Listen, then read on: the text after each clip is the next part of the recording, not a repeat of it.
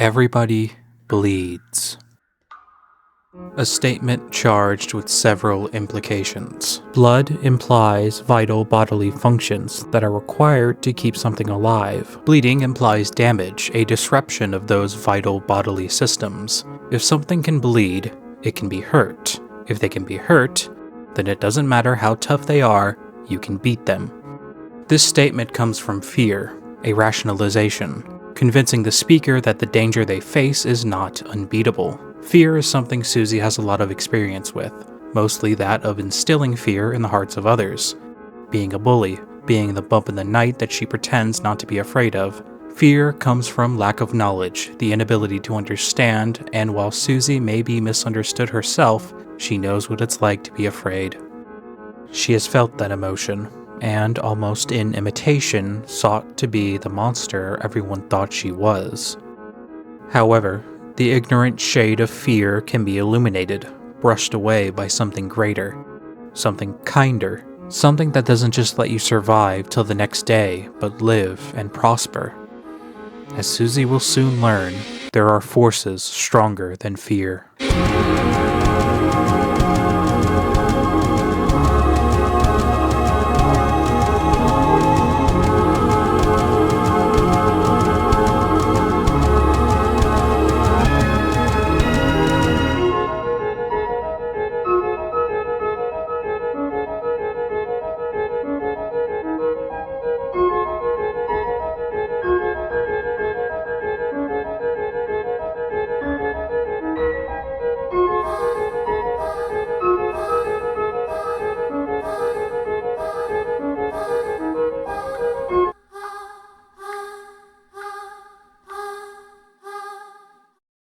Hello again, people, and welcome back to...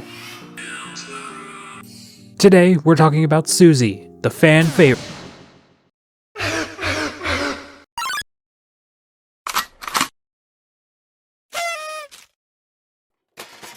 I love Susie so much, and the funny thing is, I didn't always. This was so long ago, right? But when I first played Deltarune, back when it was survey program, I actually hated Susie.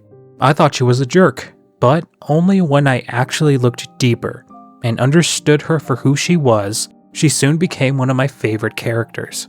Today we're covering the big questions. Is there something fundamentally different about Susie, which made her dark world turn out differently? Is Susie truly the second hero in the Deltarune prophecy?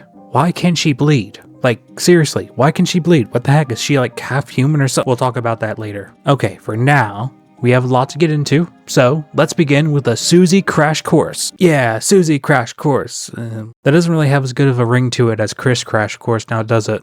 How about, succinct Susie summary? Yeah, okay. Succinct Susie summary, succinct Susie summary, succinct...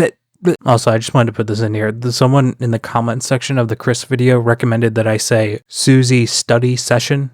I thought that was actually pretty good. Leave your Rouse alliterations below. Hello and welcome. This is Susie, no surname, that we know of, which is kind of weird, and we'll talk about that. But for now, feel free to call her Susie Deltarune, Susie Dragon, Susie Smith, or even Susie D. Gaster. No? Okay, whatever. Susie's family is still a mystery. She still lives here like the rest of our main characters, but appears to be less well off by comparison. This specific apartment building always prompts Susie to have dialogue implying that she doesn't want to go there and would rather go to Chris's house, almost implying that Susie thinks Chris knows that this is where she lives and doesn't want to go home right now. I am almost 100% certain that this is where Susie lives. Susie somewhat recently moved here, and she has been moved around quite a bit, making it difficult for her to make friends. Her most recent move has brought her to hometown, and her luck has not improved. Her energy is there, but her conversation starters need work. Turns out knocking a soccer ball into Undyne's car, taking Jockington's hat without asking, and telling Temmie that a hard-boiled egg will not hatch are not good ways of making friends. Almost every single person in class cites a bad experience with Susie. Even Alphys seems afraid of her. This terrible reputation in class has led many to outright ignore her. One of the only exceptions would be Noelle, who graciously loaned Susie a pencil on her first day in class. It seems like something is brewing between these two, but we'll just have to wait and see. As far as we know, Susie wasn't specific about her victims. She usually doesn't attack unless she feels like she's being taken advantage of or made fun of.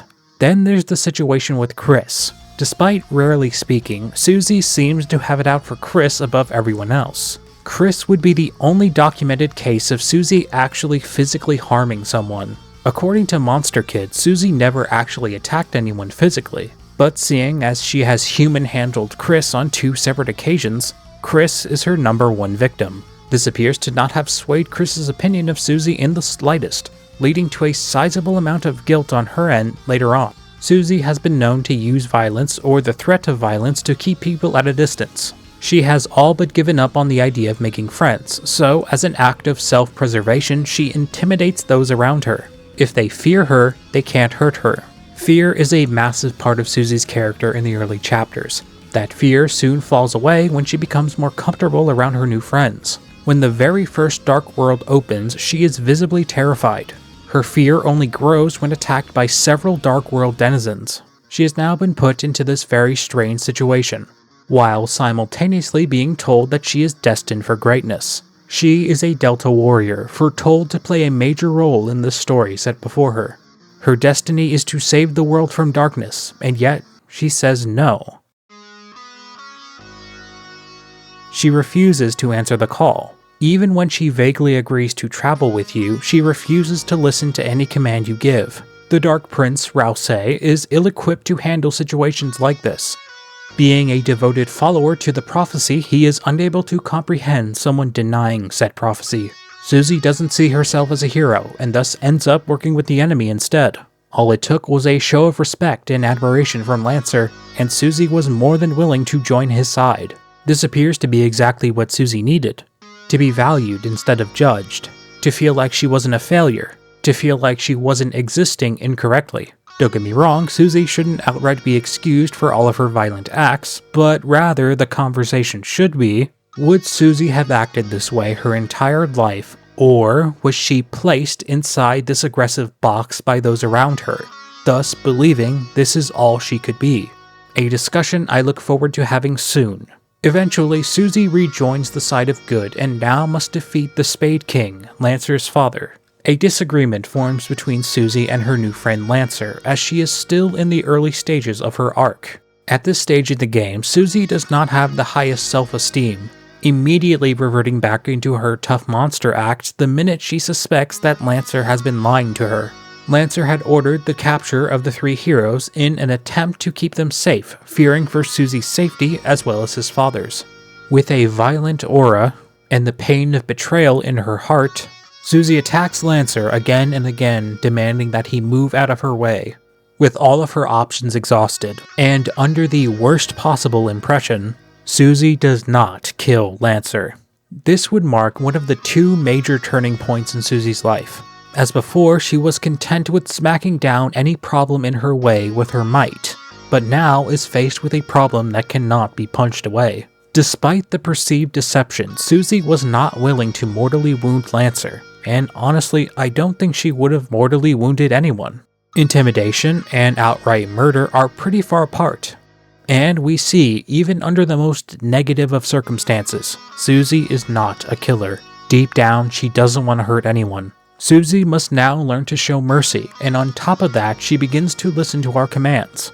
Make no mistake, this is not Susie surrendering her autonomy, but rather a sign of trust.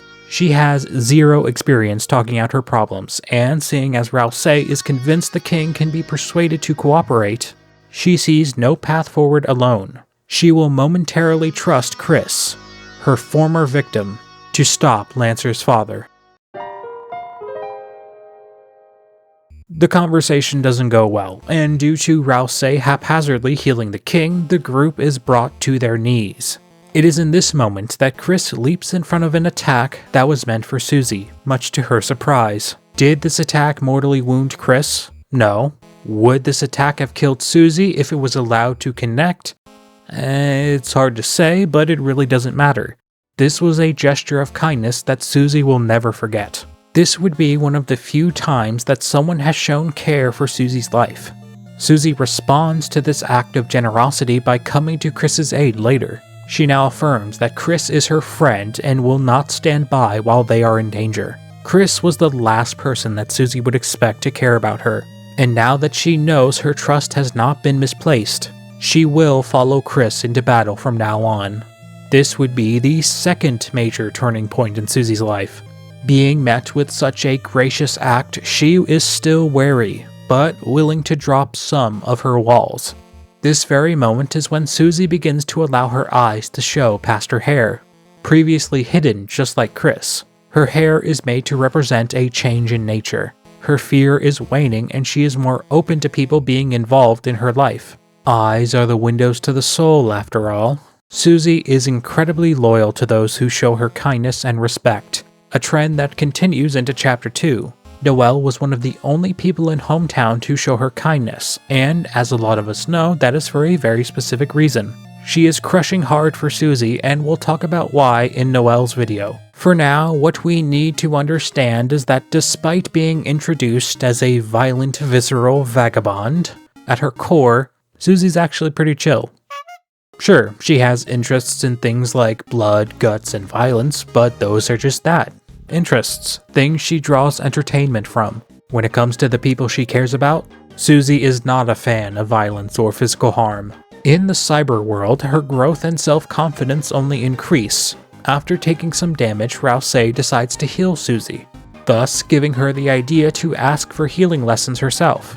Instead of inflicting pain, she wants to mitigate it. Somewhat strangely, she wants to do it in private, or at least away from Chris, taking away our choice to decide who to adventure with. She takes 𝐓𝐫𝐚𝐢𝐧𝐢 on an alternate path, where he then shows her the basics of healing magic.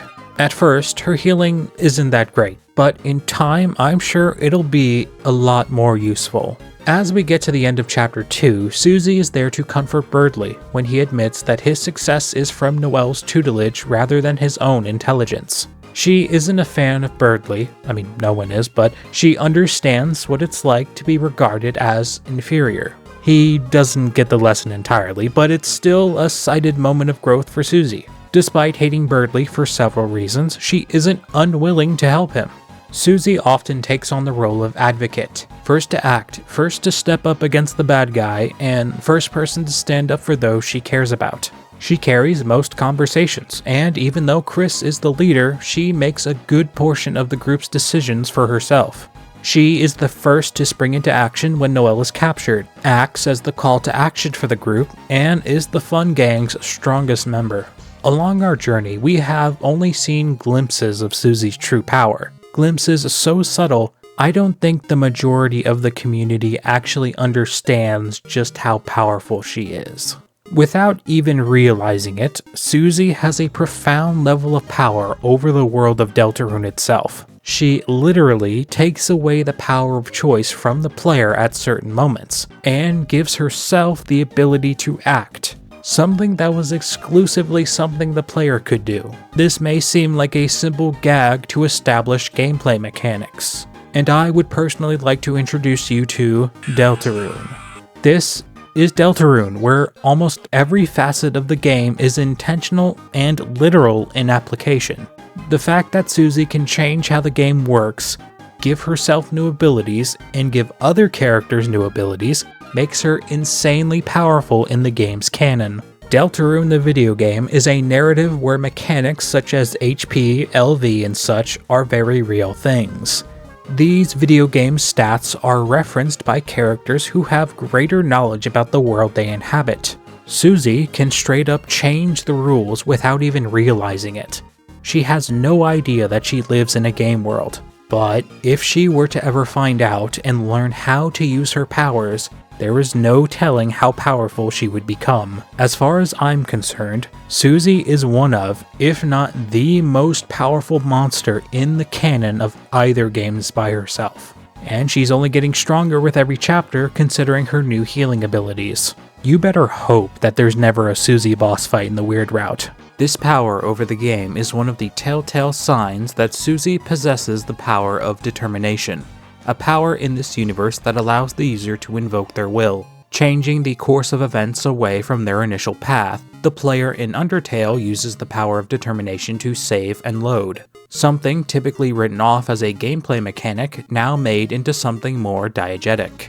However, as it would appear, determination doesn't work the exact same way in Deltarune as opposed to Undertale. It would seem that every Lightner can possess determination, and determination itself allows the user to create worlds from sheer thought and desire. Susie has no grand narrative or master plan in the works as of right now, but to say that her role in this story will be minor is about as incorrect as you could get. This is the story of Deltarune so far, so let us begin the actual analysis.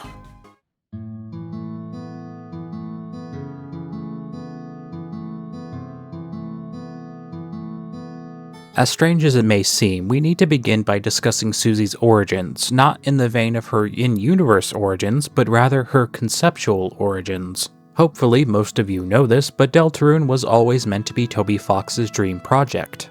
There are early images of Deltarune characters drawn by Toby as far back as 2014. While playing Undertale, if you have a certain fun value, clamgirl will appear and tell you that Susie is her neighbor. Suzy, spelled with a Z instead of SIE. If you come back to clamgirl after defeating 𝐓𝐫𝐚𝐢𝐧𝐢𝐧𝐠, she will be revealed to be a goner, stating that the time you will meet her is fast approaching. One of the earliest teasers for Deltarune. If you want a full explanation on this event, there's a video down below by a YouTuber named SpicyLad who went over the event in greater detail. The greater detail I want to highlight about this is that out of all of the Deltarune characters, Susie is the main one who is actually referenced in Undertale. Now, like I said, pretty much every single Deltarune character came before most of Undertale's characters, but Susie specifically was mentioned first. Even considering that these are two different Susies, this could also potentially link our Susie to the goners themselves. A lot of the ways that Susie conducts herself, at least in the beginning, were inspired by actual events from Toby Fox's life.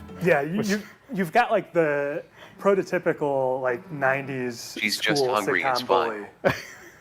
But you also see her eating So chocolate. the scene was actually inspired by a real bully in my life. They told me that they would beat me up if my mom wasn't nice to them.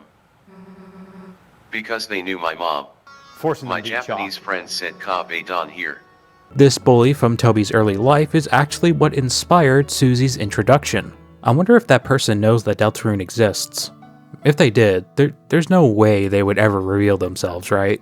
Because, like, imagine openly outing yourself as someone who bullied Toby Fox. Anyway, moving on. Susie does not have a stated surname, either because it just hasn't come up in conversation or she doesn't have one. There are several instances of characters having surnames.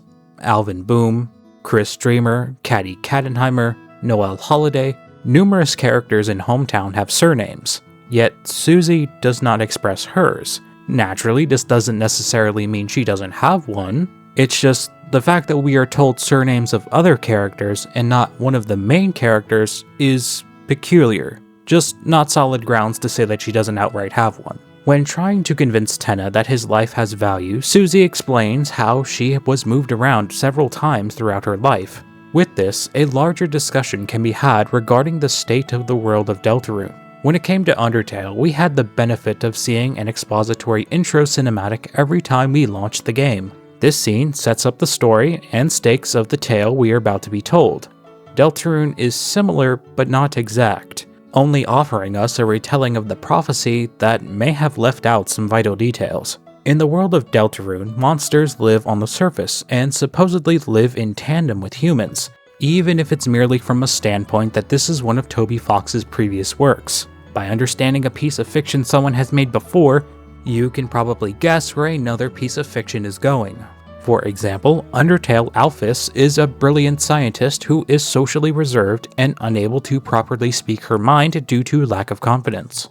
Deltarune 𝐓𝐵𝐴𝐴 is still pretty smart, hence being a teacher while simultaneously lacking in confidence. Similar character traits, different setting. Knowing this, we can guess that other facets of the story carry similarities, such as the relations between monsters and humans. I believe that in Deltarune, humans and monsters are not cooperative, just not as destructive as in Undertale. The monster-human war either never happened or happened a very long time ago. We can infer this based on two pieces of evidence. Number 1, the town is mostly peaceful, and number 2, it is primarily populated by monsters. Emphasis on mostly. Any discourse happening in hometown happens behind the scenes. However, there is no talk of war or conflict with any neighboring human cities, and the presence of cars and computers would imply a sizable access to technology and prosperity. This implies a certain level of cooperation from humans, but the fact that there are not many humans here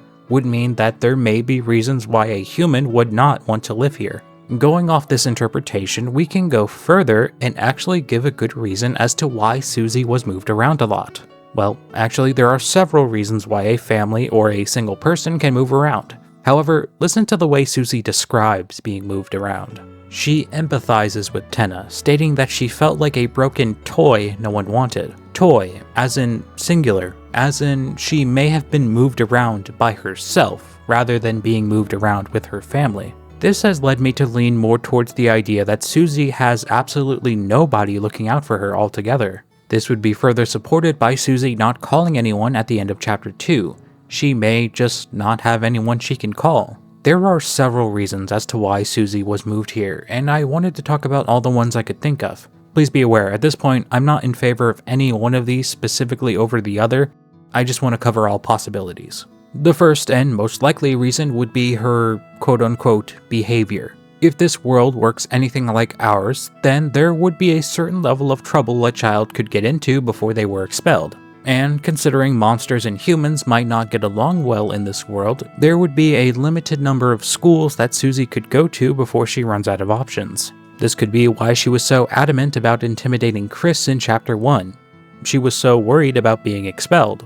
Of course, that would be dependent on our assumptions of monster and human relationships. I really only believe that monsters and humans have trouble cooperating because of the sheer lack of humans in hometown, as well as, human history. A lot of you have probably experienced firsthand how terribly humans treat each other, so when it comes to the potential existence of monsters, it isn't really a stretch to say that this trend would continue. Another likely reason for her repeated moves would be that she is fully under the custody of the current active government. Again, if we can assume this world works like ours, it might not. Susie may have been moved here due to being in foster care.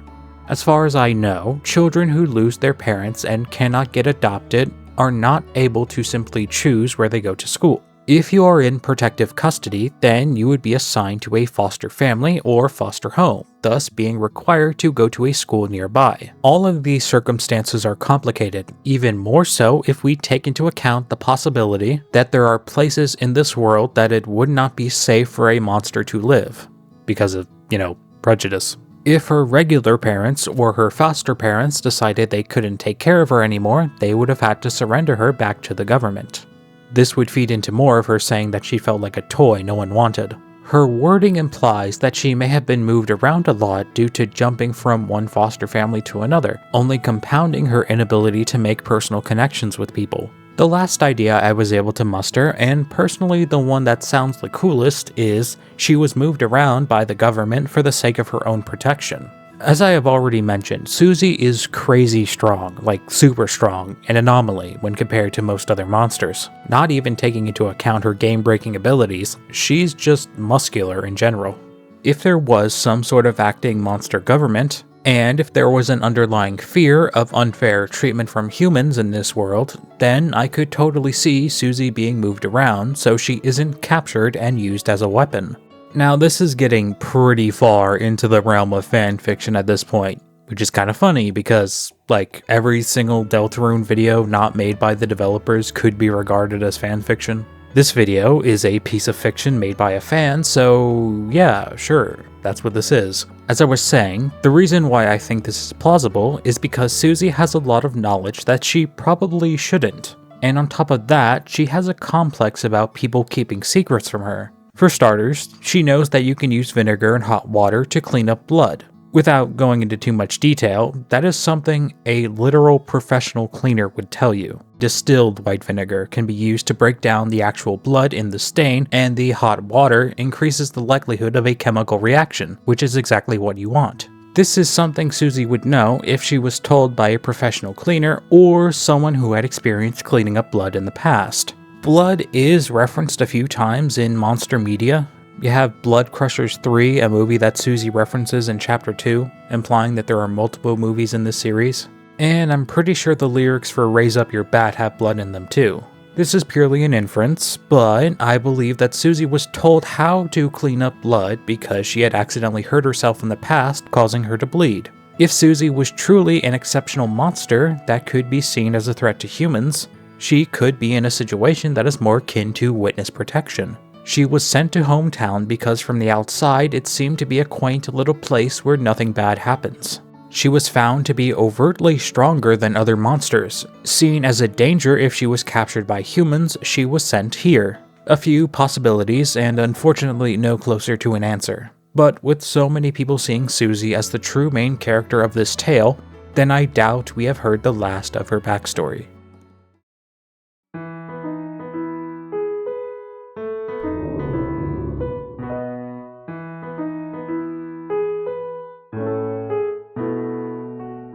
Trust is a representation of a bond that has developed over time between two or more people. Chris puts themselves into harm's way to save Susie's life, therefore she trusts them. 𝐓𝐫𝐚𝐢𝐧𝐢 built Susie a home away from home and treats her with kindness.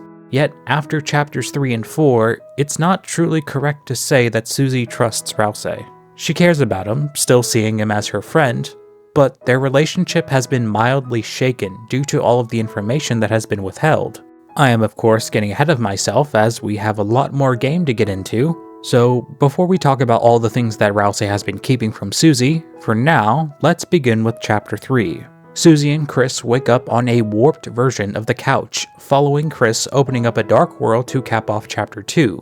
Susie immediately is shocked to find out that they are in a dark world considering they were safe inside Chris's house earlier that night. This question is dropped soon after, as Susie is more excited than suspicious. Susie doesn't think to question Chris any further because she now realizes that she can go on another dark world adventure. Deltarune has maintained a constant theme of escapism and the use of fiction as a means to process or occasionally ignore your traumatic experiences. In Chapter 2, 𝐓𝐷𝐷𝐷 is met with an overbearing motherly figure who constantly makes decisions for her, going as far as to threaten the lives of her friends should 𝐓𝐷𝐷𝐷 refuse to do what she says. This of course leads to 𝐓𝐷𝐷𝐷 standing up against Queen, saving the Fun Gang as a result. Right after the Queen loses power, 𝐓𝐷𝐷𝐷 poses a question. Would this world be so bad if it wasn't ruled by a tyrant?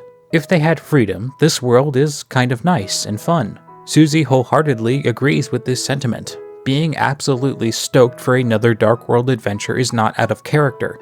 However, her reluctance to figure out how this happened is teetering on the edge of negligence. I understand why Susie doesn't mind being inside another dark world, but to not even be curious as to how they got there is an oversight on her part. This could either be a testament to her desire to live out her fictional fantasies, or simply how much she trusts Chris. Susie's trust does not come easily, mind you.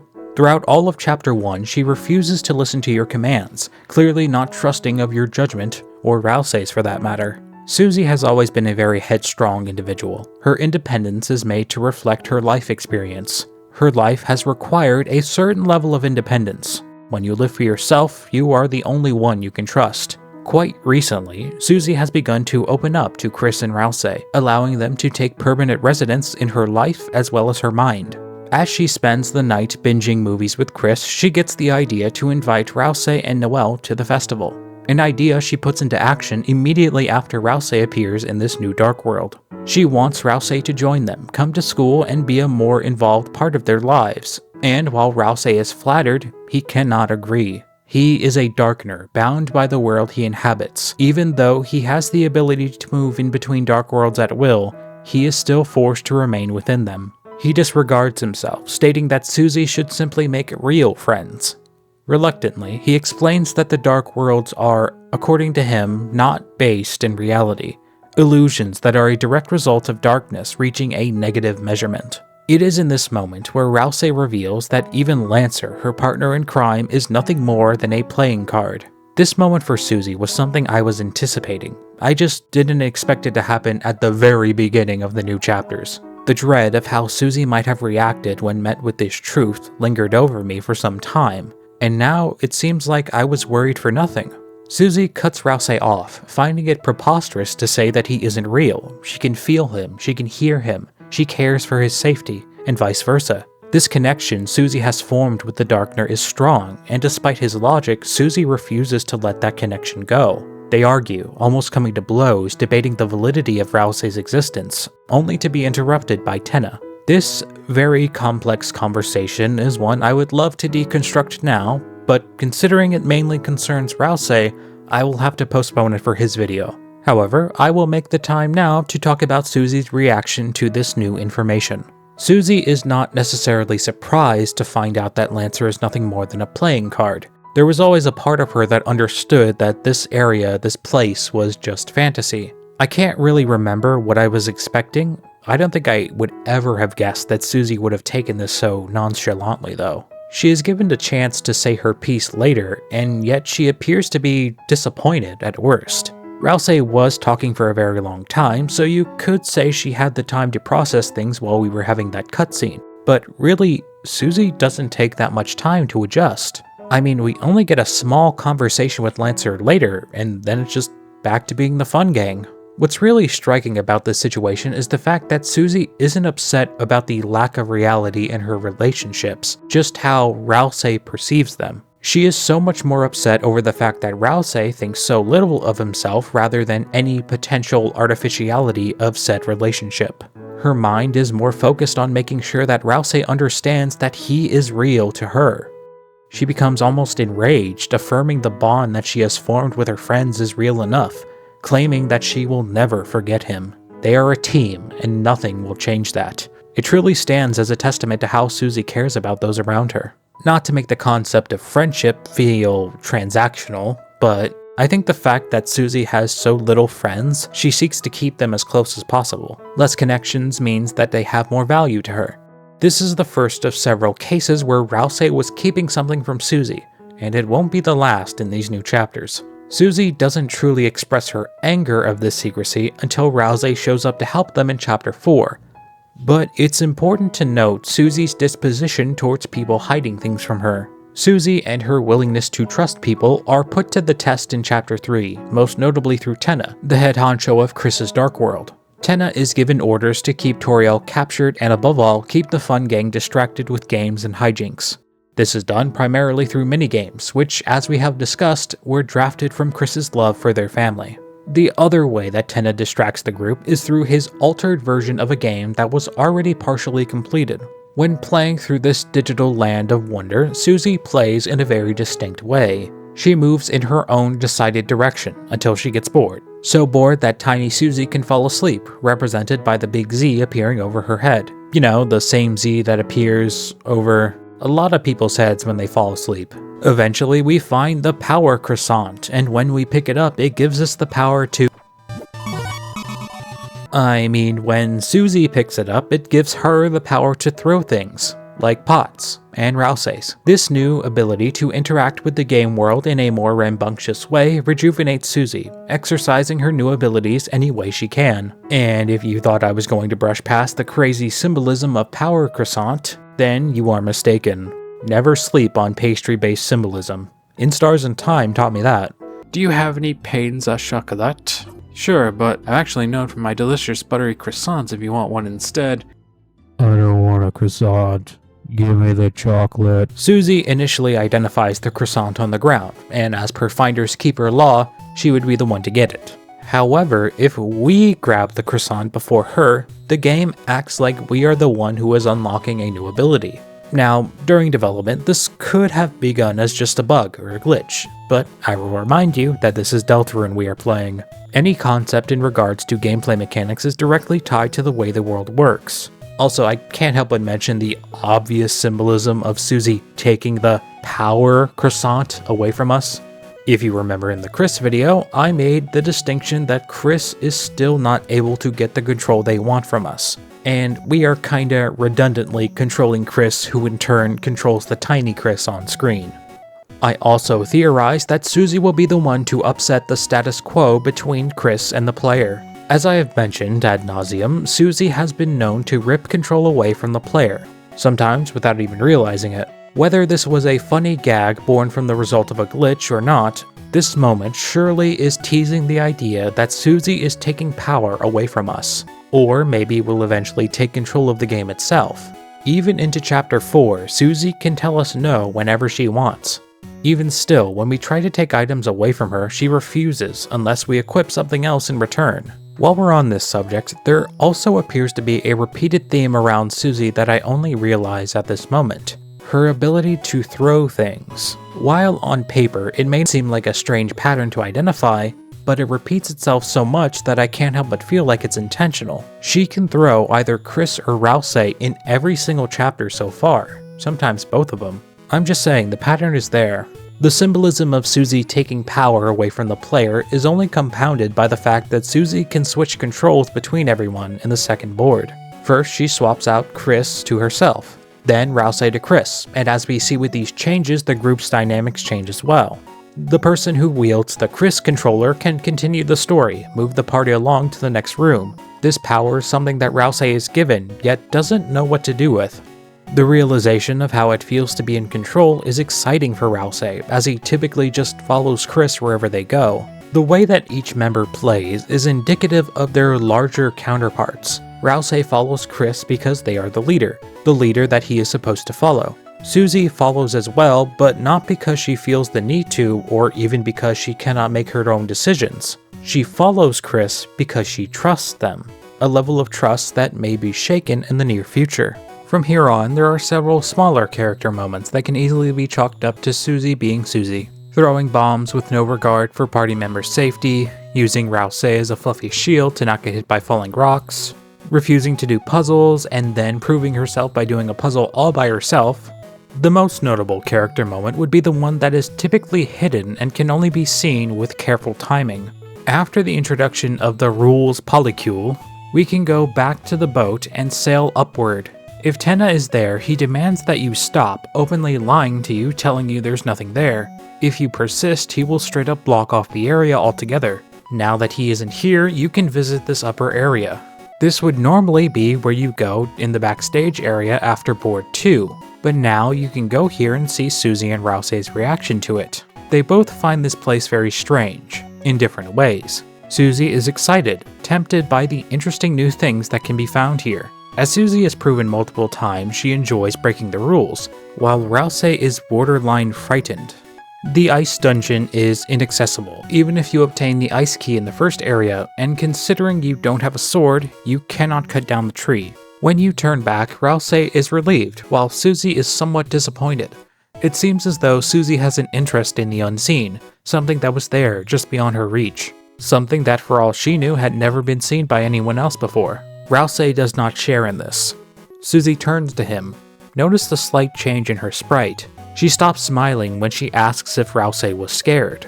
She genuinely cares about his well-being. In between boards, Susie can talk with 𝐓𝐷𝐷𝐷, and while she shows gratitude for keeping their mind off more pressing matters, she also notices that 𝐓𝐷𝐷𝐷 is hiding something. It is here that Susie explains how much it upsets her when people hide things from her. The only reason I highlight this is because the game specifically makes space for it. If a character is going to air out their issues, you know it's for a good reason.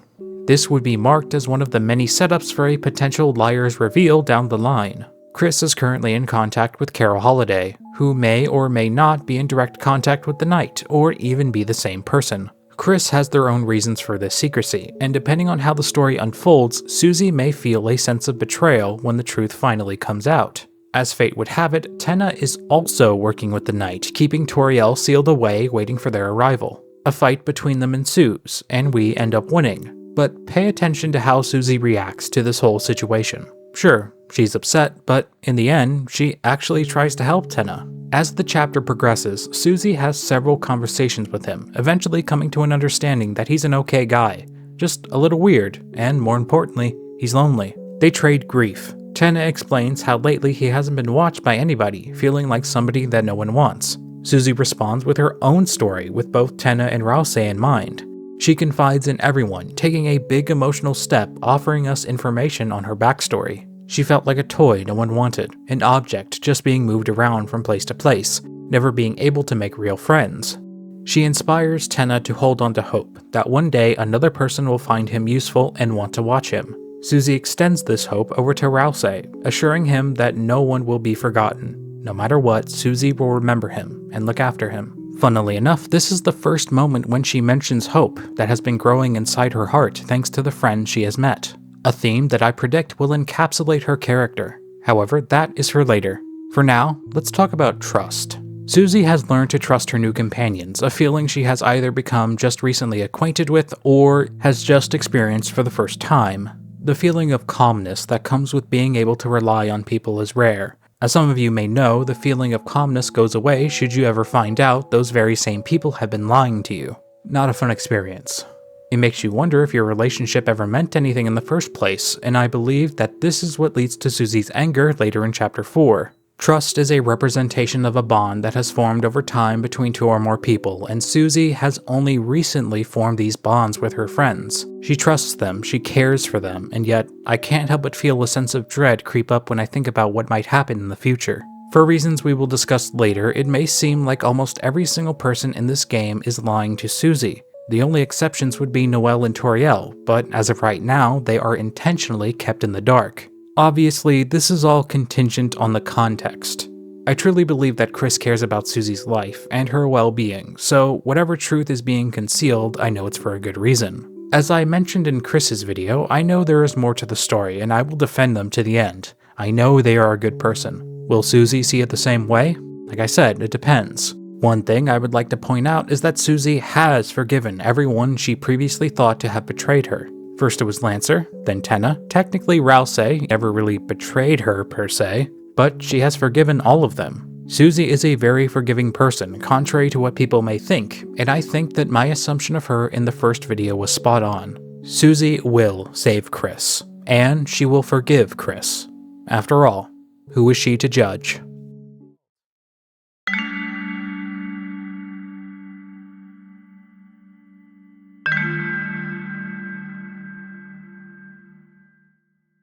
Susie has been judged her entire life. Well, we all have. It really is just a matter of how much scrutiny she faced by comparison. Something I have noticed about Susie is that her fear of authority figures is based on how she believes she is perceived, most likely a result of how she was treated in the past. Susie talks about a time where she approached a piano in a public setting. When she went to play it, she was told to stop. The specifics of this event are nowhere near as important as the residual emotional effects. Like many times before, this person judged Susie, just because she didn't seem like someone who could play the piano. She was denied the ability to try. Later the same day, she returned and smashed the piano as hard as she could, perfectly emulating her experience with expressing herself. Susie has been denied the most basic of emotional mechanisms, to express yourself through the creation of music. This is such a primal and universal joy that I believe it's borderline evil to take that away from someone. Music is something that I kind of romanticize. I actually never learned music writing myself, but well, I did learn it, but I kind of forgot it, like multiple times. It just never made sense to me, the musical calligraphy. Even so, I lived my entire life with music in my head. Sometimes I make music in my head, and it's very frustrating that I just don't know how to play it. Music is something I always turn to when I want to clear my head. I listen to music almost every night before I go to bed. I listen to it when I write my scripts. I care about music and the expression of such, and it genuinely hurt to know that Susie was denied the ability to express herself with it. I hope that you can see what happened as clearly as I can. Susie wasn't allowed to express herself with music, so in smashing that piano, she found an outlet in which she could express herself, with violence. In that specific moment, it was out of anger and frustration towards the person who yelled at her, but this could have very well been the very first time Susie turned to violence, as a means to express her emotions. The effects of this event have stood with her since then in the form of how she believes she is perceived by others. She seems firmly under the impression that 𝐓𝐫𝐾𝐿 hates her, when, if anything, 𝐓𝐵𝐿 is afraid of what Susie thinks of her. Most of the town's residents are afraid of Susie, with only a handful of exceptions. Noelle is kind to Susie, however, it could be inferred that Noelle is attracted to Susie because of her potential fear, so it kinda only half counts. That is not to say the emotions are not real. Whenever these two are alone together, they share some genuine chemistry. Interest in similar games, similar types of movies, and there's even potential interests that they haven't expressed. Noelle is very interested in looking for things like game glitches and bugs, and Susie seemed very interested in that secret area that Tenna did not want you to see. When it comes to Chris, they have received the worst of Susie's abuse, and yet they do not judge. They may not have inherited the goat horns from the Dreamer family, but they absolutely inherited their sense of understanding. At the beginning of the game, Susie threatens to murder them in one of the most visceral ways imaginable. Yet, after one afternoon of kindness and bonding, we come to find out just how soft Susie can be. Still loud, still rambunctious, and yet kind. It really makes you wonder if she was always like this. Was she always a bully? Which brings us to the purpose of this section: judgment. How we all do it, and how moderation can benefit us all. Our judgment is directly tied to our survival instincts. If we feel like someone or something is a threat to our safety, then we will stay away from this. On paper, Chris isn't the best judge of character. I mean, a dragon literally threatens to bite your face off, and you're just like, hello, friend. Perhaps it's a profound sense of emotional intelligence they possess that I just can't see. In their defense, they were right to give Susie a chance. Really, what I'm talking about is the age-old question of nature versus nurture. Are we the people we are, fresh off the factory floor, or are we determined by the amount of care we receive afterwards? The cop-out answer is, it depends, but I think we know how this pertains to Susie. All it took was a few acts of kindness, and a whole new world would open up for her. In the grand scheme of things, it didn't take much, but that doesn't mean that kindness was any less impactful. Now, I'm not advocating for you to go out and make friends with people who threaten to bite your face off. I am saying that if you treat someone like a wild animal, they will probably act like one. We all judge those around us, both consciously and subconsciously. We all have our own levels of shallowness, and that's okay. The true denominator is to temper them with insight and understanding. Something that has proven time and time again to be difficult for people.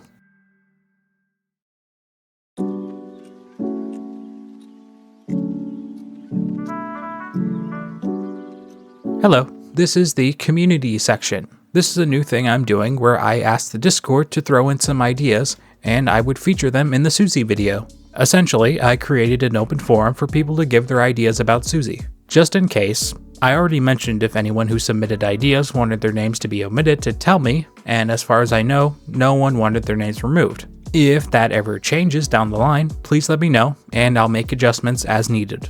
That being said, I'll be doing something similar for the 𝐓𝐫𝐚𝐢𝐧𝐢 video afterwards. So if you, dear viewer, are A, an adult, and B, want to share your thoughts and theories about 𝐓𝐫𝐚𝐢𝐧𝐢, then pop into the Discord and share your thoughts in the Theories tab. Just be sure if you want your name omitted, let me know. First ideas come from Ranami.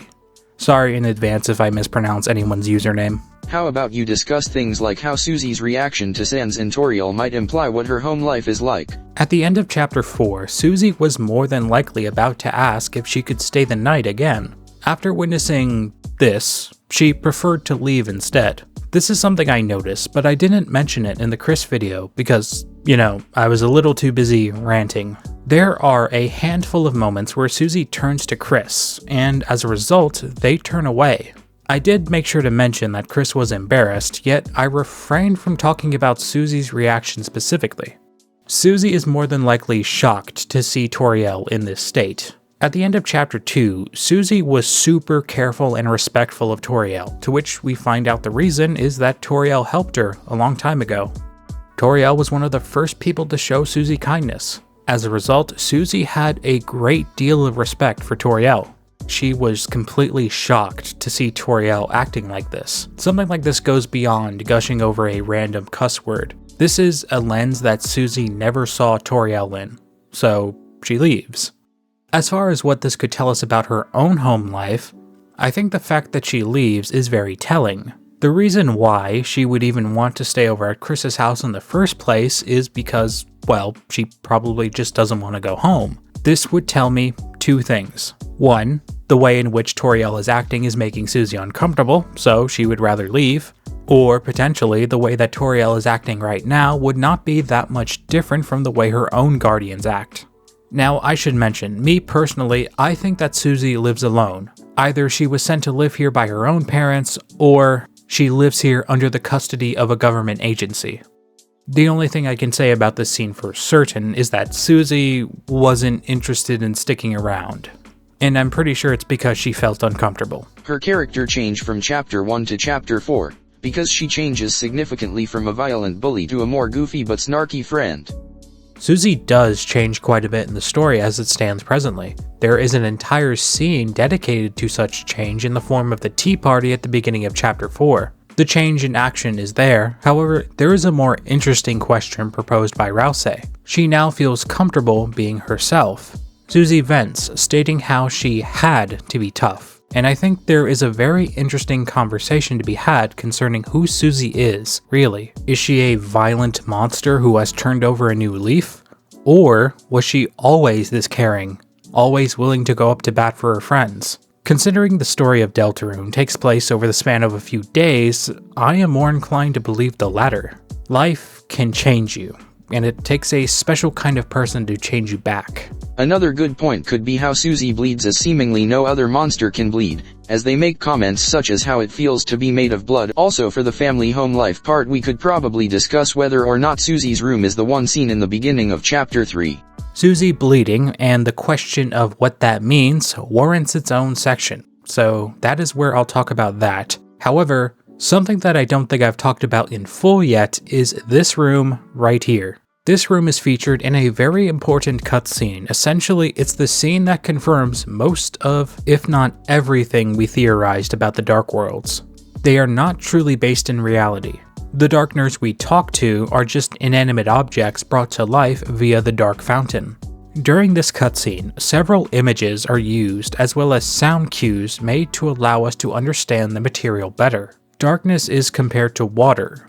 Darkness is described as having a negative measurement, another side in which you can begin to see and hear things, despite the absence of light. This explanation reminds me of hallucinations I would have when I was younger. Just at the edge of sleep, I would stare at a wall that was covered in darkness and then I would start to see things. A hand peeking out from behind a door frame, waving at me. Chris's house is used as a backdrop for this cutscene when describing the true nature of the Darkners.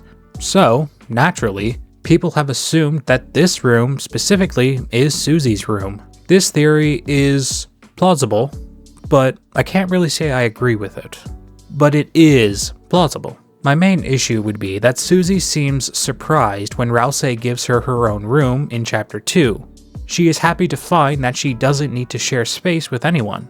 This room has one bed, and a lot of people may think that automatically means it can't be Susie's room, which, yeah, sure, that is a valid thing to say. However, the counter to that would probably be that Susie is forced to sleep on the floor. Considering Chris's house was also used in this cutscene, and this room looks like an apartment in general, I would not rule out that this is Susie's room. Maybe it's my meta argumentation boiling up, but I just don't think Susie's room would be revealed in this cutscene. I think it would be shown off as a much bigger reveal, kind of like 𝐓𝐫𝐚𝐢𝐧𝐢's room was. That was a big moment for him, and I feel like Susie's house reveal will be treated as a moment of similar weight. If you'll allow me to go a bit further, I think the main reason why Susie doesn't want Chris to see where she lives is because she's self-conscious. She doesn't want Chris to see it because of what they might think of her.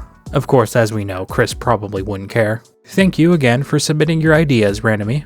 Next up is Gussie. I feel like something worth bringing up might be how the fact that the statue of the old man in her dark world attacks her over in the dark area is likely symbolic of her own trust issues and how difficult it is for her to really be able to trust people. Additionally, maybe the dark part of the second sanctuary could be a parallel to the darkness she felt in her own life. In the Chris video, I made it a point to emphasize how I thought that the world was a direct result of Chris's thoughts, memories, and their personality. And Susie's dark world should be no exception. The turtle armor isn't just hostile towards them, it straight up runs and hides to try and force Susie into a more vulnerable position before it strikes. This suit of armor is not necessarily mindless, as it has the thought capacity to plan this ambush, but it is operating on a one-track mind. Stay hidden, stay safe, remain in the shadows, so this group cannot hurt me. Comparing the actions of the suit of armor is a spot-on assessment. As in early Chapter 1, we see Susie doing something very similar. Now that we're on this subject, I have actually been wondering, 𝐓𝐫𝐚𝐢𝐧𝐢𝐧𝐠 runs up behind and critical strikes the armor, so like, is this armor not a Darkner? Is 𝐓𝐫𝐚𝐢𝐧𝐢𝐧𝐠 in this moment going against his moral code to protect his friends? Could this suit of armor potentially had been reasoned with? Honestly, I'm not too sure. But yes, the way that the suit of armor acts is very similar to the way that Susie used to act. Now, let's move on to the darkness areas in the second sanctuary. There were places in the first sanctuary that seemed to be darker than usual, and funnily enough, these darker areas are where 𝐓𝐫𝐚𝐢𝐧𝐢𝐧𝐠 is introduced. These dark areas also appear to be tied to the Titan spawn in some way. If we look at this dark area in particular, as a representation of how Susie feels specifically, then I think I know why the area in the second sanctuary looks so similar, and yet it's so much darker. Think about a color that doesn't exist. Just try to think of one, real quick. What was that? You can't? Well yeah, it literally doesn't exist. Very similarly to how certain memories don't exist if you didn't experience them. Old nostalgic feelings of kindness may not exist for Susie. Remember, creating a dark world is like creating fiction. Your inspiration must flow, and if you have no memories to flow inspiration from, then you may be left with only darkness. This could also be the reason why 𝐓𝐫𝐚𝐢𝐧𝐢𝐧𝐠 is absent. Susie herself mentions how he was the first teacher to make her not feel dumb, and there is a good chance that Susie doesn't have any previous parental guidance to draw from. Thus, no 𝐓𝐫𝐚𝐢𝐧𝐢𝐴, and no heartwarming authority figure. Thank you, Gussie, for your submissions. Brief side note, something I found out literally a couple of days ago, Gussie is also a YouTuber who makes content about Dark Souls and Deltarune. They made a very interesting Weird Route video a little while ago, so I'll go ahead and just link the video and the channel down below. Go check it out, it's a pretty good video. And finally we have TV Guy. It's really interesting to discuss the chapter 3 rune 𝐓𝐫𝐚𝐢𝐧𝐢𝐧𝐠 uses in his explanation, as it seems to be heavily connected with what we know about Susie. But the most interesting thing about all of this to me is that friend might be related with Susie to some extent. Maybe it's some sort of a nightmare she had. We already talked about the room, so let's talk about friend and their continued appearances. Friend is some kind of entity, definitely people who exist inside the Dark Worlds, just not adhering to a specific faction that we know of.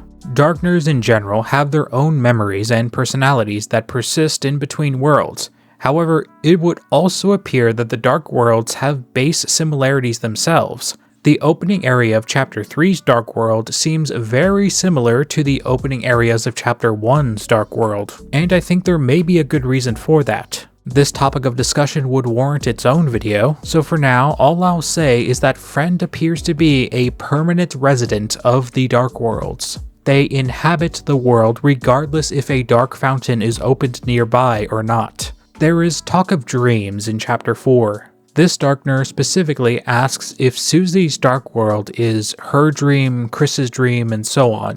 Perhaps Friend is the result of a dream, turning into a nightmare. Is it Susie's dream specifically being a nightmare? I can't say for certain. Either way, I look forward to expanding on this topic in a future video. Thank you, TV Guy, for your idea. And like I said, if any of you have any ideas and would like to share them about 𝐓𝐶, feel free to leave them on the Discord or even down below.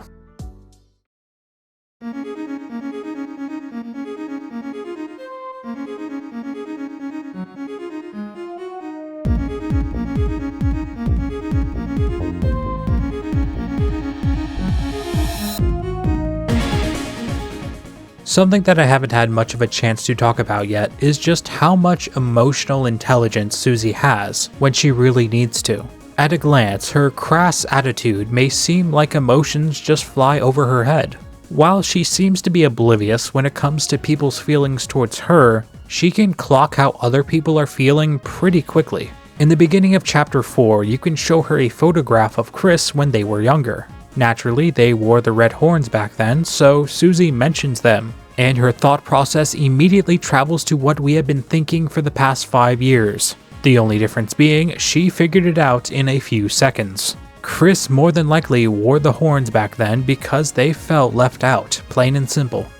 Their family had horns, so naturally they wondered why they never had theirs. Very little dialogue is spoken, yet judging by how Susie reacts to Chris's facial expressions, we can tell that they aren't too happy. In my original Chris video, long time ago, I mentioned the possibility of how Chris never realized that their horns would never grow in until a long time had passed, leading to a sense of resentment. Too early to tell, yet I think that is pretty much what happened. Also, the fact that Susie was able to clock this so quickly means she is a lot more perceptive than people would give her credit for.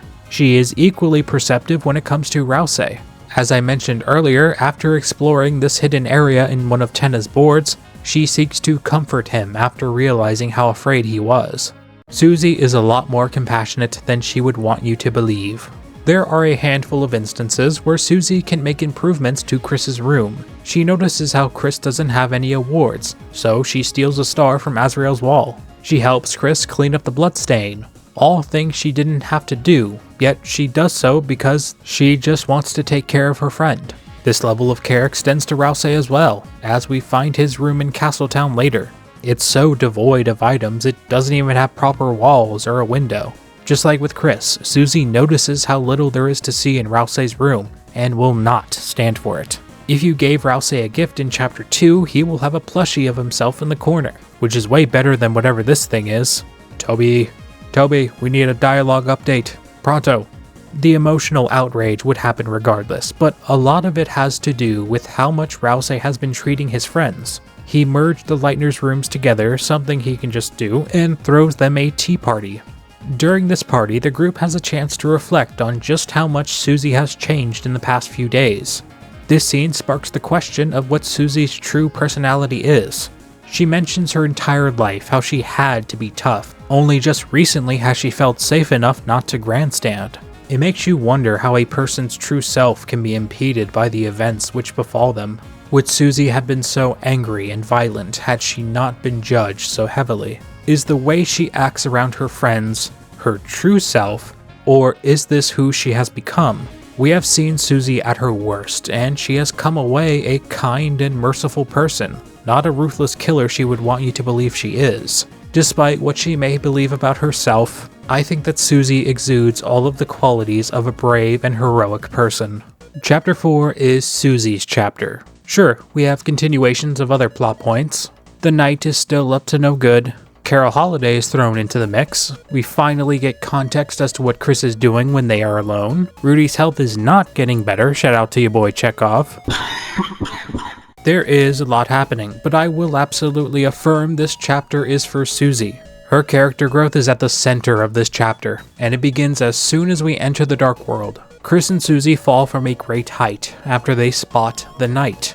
After smashing right into a glass pane, Chris begins to bleed. When Susie attempts to heal them, she isn't successful, still being new to the technique. 𝐓𝐶𝐚𝐢𝐧𝐢 comes along and heals Chris the rest of the way, soon after telling Susie that she should not try to heal Chris on her own. Hey 𝐓𝐶𝐚𝐢𝐧𝐢, that's not what she was doing, bud. She wasn't trying to heal Chris all by herself, she literally called out to you as soon as she knew you were there. Despite 𝐓𝐶𝐚𝐢𝐧𝐢's intentions being pure of heart, he really put a damper on Susie's confidence, something to be addressed later. Now, you could simply argue that 𝐓𝐶𝐚𝐢𝐧𝐢 is stressed, as he is trying to find a particular part of the prophecy, or even that he values Chris's health over Susie's ego. I honestly just wish 𝐓𝐶𝐚𝐢𝐧𝐢 was just a little bit more understanding in this scene. Unfortunately, from here on, Susie's Ultra Heal will now devolve into an unusable version of itself. It now costs over 100 TP to cast, as Susie doesn't want to use it anymore. A representation of Susie's self-perceived inadequacies, while also being another example of Susie changing the way the game works, without even realizing it. The Fun Gang find themselves in a darkened area, which feels a little redundant, considering they are in the Dark World, as Susie points out. Yet, when we understand the concept of darker than dark, and take note of the Titan spawn that chases us soon after, it makes a lot of sense. The Titans, its spawn, as well as the prophecy itself will be covered in 𝐓𝐶𝐚𝐢𝐧𝐢's video, and honestly he needs it, considering how little progress the Goat Boy has made in the new chapters. After running from these Titan spawn, an elderly turtle appears, giving off the impression he has no idea what is going on. Enter Gerson Boom, author, warrior, and comedian by trade. Based on the silhouette we see when we initially enter this darkened area, we can tell that it was Gerson we were following before. We were unable to catch him, as if we look closely, we notice that he has the uncanny ability to walk through solid walls. Very similar to how the Titans spawn do. Very strange, but not important right now. The important thing to note here is that Gerson is almost certainly playing dumb, playing the role of the helpless old man when we all know he isn't. Much later, when we beat him, he gives the shadow crystal to Susie, explaining that someone left it for him to find. There is no doubt in my mind that Gerson was fully aware of what was going on. I mean, he literally wrote Lord of the Hammer, a book series that coincided with the legend of Deltarune. If there is anybody besides 𝐓𝐫𝐚𝐢𝐧𝐢𝐧𝐠 who would be an expert in the prophecy, it would be him, despite being an advocate for not following it. We see him breaking several glass panes which contain pieces of the prophecy, purposefully, almost as a gesture of defiance. None of our heroes actually recognize who he is, or at the very least, Susie doesn't. Susie has not read Lord of the Hammer. 𝐓𝐫𝐚𝐢𝐧𝐢𝐴 is considerably secretive in this chapter and probably wouldn't say if he knew it was Gerson. If anyone from the group knew who Gerson was, it would be Chris, considering how much time they spent at the church when they were younger. For the next few minutes, Gerson travels with the group, cackling, assisting with battles, jacking up Susie's blood pressure in the process. At one moment, he blatantly teleports Sans Undertale style, more like Sans Deltarune style, and smashes one of the prophecy glasses. We can call him out, claim he smashed the window on purpose, which he doesn't necessarily deny. He smashed it to annoy Susie, or he just hates prophecies in general. It could be both, but truly I think Gerson is trying to guide the group here, ironically by undermining the guidance of the prophecy itself. Following the prophecy too closely, you'll forget to look where you're going. This jest actually pertains to the group, but 𝐓𝐶 more than most. The lonely prince wouldn't even make himself a room, let alone plan for his future. Considering how much he cares about the prophecy, the only future he's concerned with is the one where he serves the Lightners. Gerson poses the idea of reading between the lines, not taking the prophecy as gospel, rather a loose starter for a future you can interpret yourself. Gerson is deliberately stopping Susie from seeing the prophecy. My theory is that he was watching them from afar as soon as they entered the Dark World, and he noticed something about Susie. For starters, she was nice, not an evil dragon monster, and she was able to use healing magic. She tells Chris to go on ahead without her, putting the mission above her own safety. He also more than likely noticed Susie's interest in the prophecy. She was so enamored with the idea that the prophecy could tell the future, instantly believing in it. It is at this moment that I believe Gerson decided for himself that Susie needed his help. As she was then, she was on a fast track to self-doubt. Before, she put so much stake in the prophecy to the point where if she were to read a certain section of it, her resolve would shatter. Gerson wants to help Susie, and he had more than enough patience to do so. He starts by testing Susie's patience, not something Susie is known for. What better way to start her training? The lesson could potentially be twofold. Gerson is giving Susie instructions that prove to be wrong, thus encouraging her to make her own decisions, or rather discouraging her from letting others decide her path. If there is an entity in the world of Deltarune whose choices will matter in the end, it will more than likely be Susie.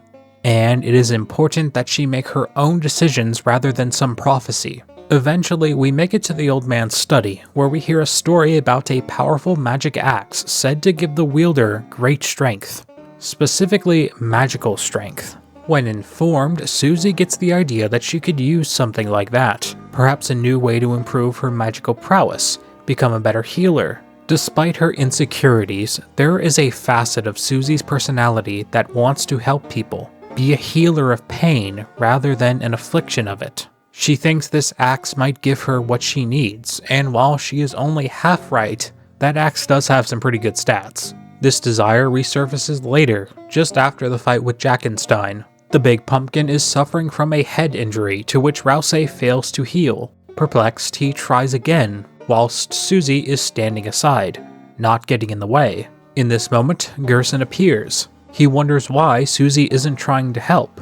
Going off the assumption from earlier that Gerson was watching them, he knows that before Susie tried to heal Chris immediately, so this lapse in her willingness to help needs to be addressed. Susie says she quits. She was interested in the idea of healing for a time, and now she's done. She was not making the progress she wanted to. She mentions trying to practice in her free time, and we can actually see some of that. If you find this telescope, you can use it to watch 𝐓𝐫𝐚𝐢𝐧𝐢 or Susie from far away. Choosing to look at Susie, you can see that she is practicing her healing magic in secret. Still eager to help, but she isn't showing the progress she wants. For a time, she was determined to be more than what she was before. Before, she was judged, denied the chance to be anything else but a violent monster to be feared. Her confidence has waned, unable to look past the gap in skill between her and 𝐓𝐷𝐚𝐢𝐧𝐢. Gerson uses Susie's personality against her, insinuating that she doesn't want to keep trying because she's afraid. And yeah, that would be a correct assessment. Fear has always been a big part of Susie's life since her introduction, either through instilling fear in those around her or letting her own fear show when faced with circumstances actually scary. Gerson has pricked his finger, challenging Susie to heal it. A trivial display of magic would easily be achievable. This scene actually makes it a point to highlight an interesting facet of Susie's healing powers. They have range. Instead of a simple standing spell, Susie can shoot a target at long range to heal them. Even if the base healing output isn't as strong yet, just the sheer utility of a ranged spell would put her above any rudimentary healer. Gerson knows this, pretends to drop his letter, dodging Susie's heal, sending it right into Jackenstein's pumpkin. 𝐓𝐷𝐚𝐢𝐧𝐢, realizing his mistake, praises Susie for being able to heal what he could not. This soon becomes a character moment for both of them, Susie receiving an invigoration to her confidence, and 𝐓𝐷𝐚𝐢𝐧𝐢 for seeing things past the surface level. Jackenstein's pain was on the inside, and it could only be treated if the inside was taken into account, something 𝐓𝐷𝐚𝐢𝐧𝐢 did not think to check. Much later, 𝐓𝐷𝐚𝐢𝐧𝐢 will suffer from intense emotional pain, only to try to hide it beneath his shaky smile. A facet of his character that I predict will resurface in the future chapters. From this moment, Susie will begin to apply herself again when healing. Gerson has effectively changed her mind, and she can now use her healing spell again. Her spell now becomes OK Heal at the cost of 85 TP. The numerical values are important because they mark just how better Susie will become at healing before the chapter is over. From this moment forward, every use of Susie's healing spell will decrease the cost of TP. The natural understanding is that this is a skill Susie is becoming better and better at with each attempt. Further on, Susie will get another chance to talk to Gerson alone. You only see this if you decide to close your eyes, as per 𝐓𝐷𝐚𝐢𝐧𝐢's request. She has already figured out what the turtle was trying to teach her. Teach her not to give up on herself, something he takes no credit for. She thanks him anyway, stating that he was the first teacher that didn't make her feel dumb.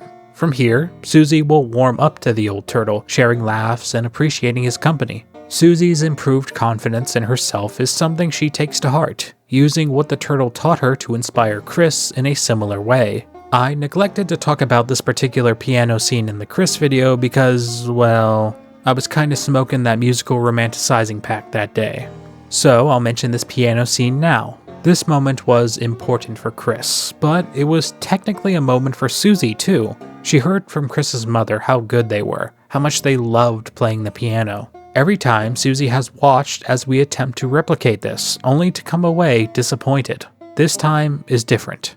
This time, Susie is asking Chris directly to play. Chris appears to be much more keen on pleasing Susie than anyone else, so, for their own reasons, they finally concede.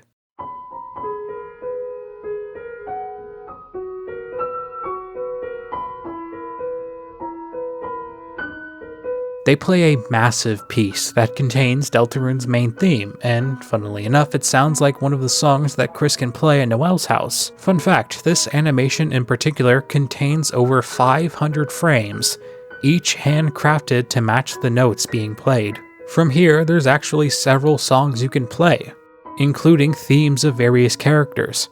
You can play Toriel's theme, Flowey's theme, and Gaster's theme.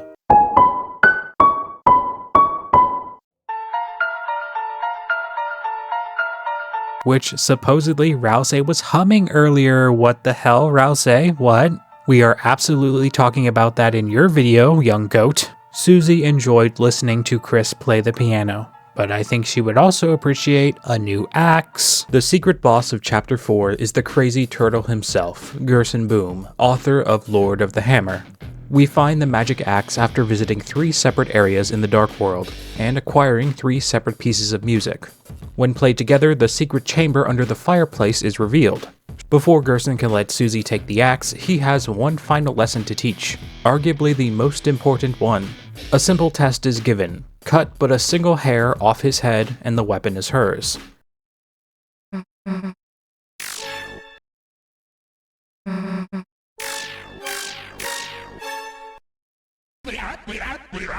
As Susie and Gerson fight, he passes the time by telling her the story of his book, which in turn was based off of the Deltarune legend. The story followed a chapter structure, like the game, most likely coinciding with the chapters that have happened as well as those to come. The March of the Dark King, the heroes defeat the king and stop the dragon, a parallel to Chapter 1, except for that last part. As we know, Susie is a dragon, a young one but still. She does go on an aggressive rampage through the Dark World in Chapter 1, knocking heads, thrashing people, things like that. However, if you remember, a lot of these thrashings were in self-defense. Lancer and his henchmen never cared about a fair fight when it came to Chris and 𝐓𝐫𝐚𝐢𝐧𝐢, so why would Susie be any different? While off by herself, Susie would have potentially had to fight 3 enemies at once. If you ask me, that definitely deserves a thrashing. We eventually get her to stop attacking wholesale and get her to play nice, so technically the description is correct.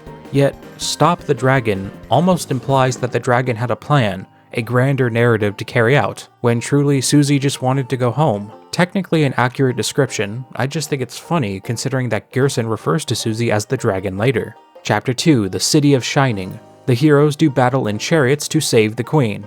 Okay, now hold on a minute. The queen in Chapter 2 was the one doing the kidnapping. If you wanted to get all philosophical about it, you could argue that we were saving Queen from herself, but I wouldn't let that go. Noelle was the one who needed saving, and she was never referred to as a queen. You may think I'm just nitpicking the dialogue, and I promise that isn't the case. I'm going somewhere with this, just listen. Chapter 3, The Isles of Northern Light. The heroes travel among the islands and catch a glimpse of a lost land. Now that one was a little more vague. Now yes, technically we go to several different islands in Chapter 3, but that's supposed to be part of a video game. Chapter 4, The Trials of the Holy Hammer. A great smith gives the heroes a terrible weapon. Okay, now wait a minute, this whole thing is to get an axe, not a hammer. Yet again, we see minor deviations in events. Okay, at this point you can probably guess where I'm going with this. All of the chapters that Gerson is listing off share a small similarity to the story that we have been playing, and yet it's not exactly the same. A lot of people, myself included, initially thought that these chapter names were indicative of the previous chapters of the game, and while there is a truth to this, it isn't one-to-one. These events more than likely happened in the past, and the fact that they share similarity to what is going on now, yet slightly different, is all based on the point that Gerson is trying to make. Yes, there is a prophecy, and yeah, so far these prophesized events are very accurate, yet they are not set in stone. If this story already happened, then why are these events repeating? Susie mentions later how the story of Lord of the Hammer also inspired the Dragon Blazers video game. And really, we have our answer right there. The events of the story are not repeating, they are changing. The story, as we play it in Deltarune, is being retold. Every time the story has been retold, something changes. I bet in the original version, stopping the dragon meant something completely different. But as we know, we didn't actually need to stop the dragon. The dragon stopped herself before she did anything permanent. This is the final lesson Gerson is teaching Susie, and us as a result, because, we're right there with her in the battle. Stories can change, plot points can be reused, and even old characters can make a return. But truly, the story's ending lies in the current author, and that author is Susie. Gerson continues to explain how Susie carries the pen of hope. There is a story in her eyes just waiting to be told. The future is in Susie's hands, and those hands will carry us to something entirely new. Before the fight is over, he wonders how Susie would choose an ending. How would she choose to cap off an amazing tale such as this? And she answers, Susie doesn't want an ending. She develops the idea a little bit more later, but she wants everything to persist. Why end something that's good? Eternity is her choice, and while I wouldn't necessarily agree with that decision, it is Susie's decision to make. At the end, Susie chooses eternity. Susie has grown tired of story time and wants to wrap things up. After a little diversion, Susie absolutely finesses the hair off that old man's chin. Susie has won, and the axe is hers. Probably my favorite line in all of Deltarune goes to Gerson. The words on a wall called you a hero. Whatever you end up being, I'm sure it'll be tremendous. An amazing line that represents Gerson's teachings, the wisdom he wished to bestow onto Susie. The words of the supposed all-knowing prophecy claim to know what Susie is, and yet they are wrong. The actual truth is for her to decide, and what she decides to become will be greater than anything that old prophecy could come up with. Stories can be retold, they can be changed. Susie is the dragon from the story, and at one point she may have been destined to be evil. But that doesn't matter anymore. After the group says their goodbye, Susie now has the axe, ready to prove just how good she is now. Susie's healing is now better heal, and given the correct gear, she can now heal twice as much as 𝐓𝐫𝐚𝐢𝐧𝐢𝐧𝐠 can. Granted, a larger cost of 75 TP, but I suspect that Susie's healing will get even better as the chapters continue. It's her story, after all. Before we move on, I wanted to mention a line of dialogue that I missed on my first playthrough. You can ask Gerson about the night multiple times, and on the second time, Susie will mention how she saw them, faintly, the previous night. Knowing what she does now, she is pretty sure that the night is a lightener. Gerson poses a question. Why do you think they are doing this? A question Susie cannot begin to answer, but it's one that she ponders regardless. There is a reason as to why the knight is doing what they are doing. And while Gerson isn't condoning their actions, I think he seeks to make Susie understand her enemy. Susie has learned so much so far about self-confidence, about mercy and trust and cooperation, that I can't imagine her just killing the knight and calling it a day. I predict that Susie will be the one to sway the knight in the final battle. Speaking of, the knight is waiting for them. While Susie is rearing for a rematch, the knight leaves their pride behind, closing the door in Susie's face. Imagine running away from a teenager. Couldn't be me. Frustrated, Susie was determined now more than ever to stop the knight from taking anyone else, but is impeded by the present circumstances. There is a fountain waiting for them, however. This fountain is smaller compared to the earlier ones, which could be due to the fact that it was born from the original larger fountain. This smaller fountain is closed, and the Lighteners find themselves back in the lobby of the church. After some time searching for clues, they find that not only was Gerson not there, but he hasn't been there for years. Gerson Boom is long dead and buried in hometown center. Okay, I guess he isn't buried. Father Alvin, you got some explaining to do. That is, granted if the knight hasn't taken you hostage as well. It is explicitly stated that when a monster dies, even in the Deltarune universe, they turn to dust. Their dust is spread upon the monster's favorite thing, and then they are buried in the graveyard.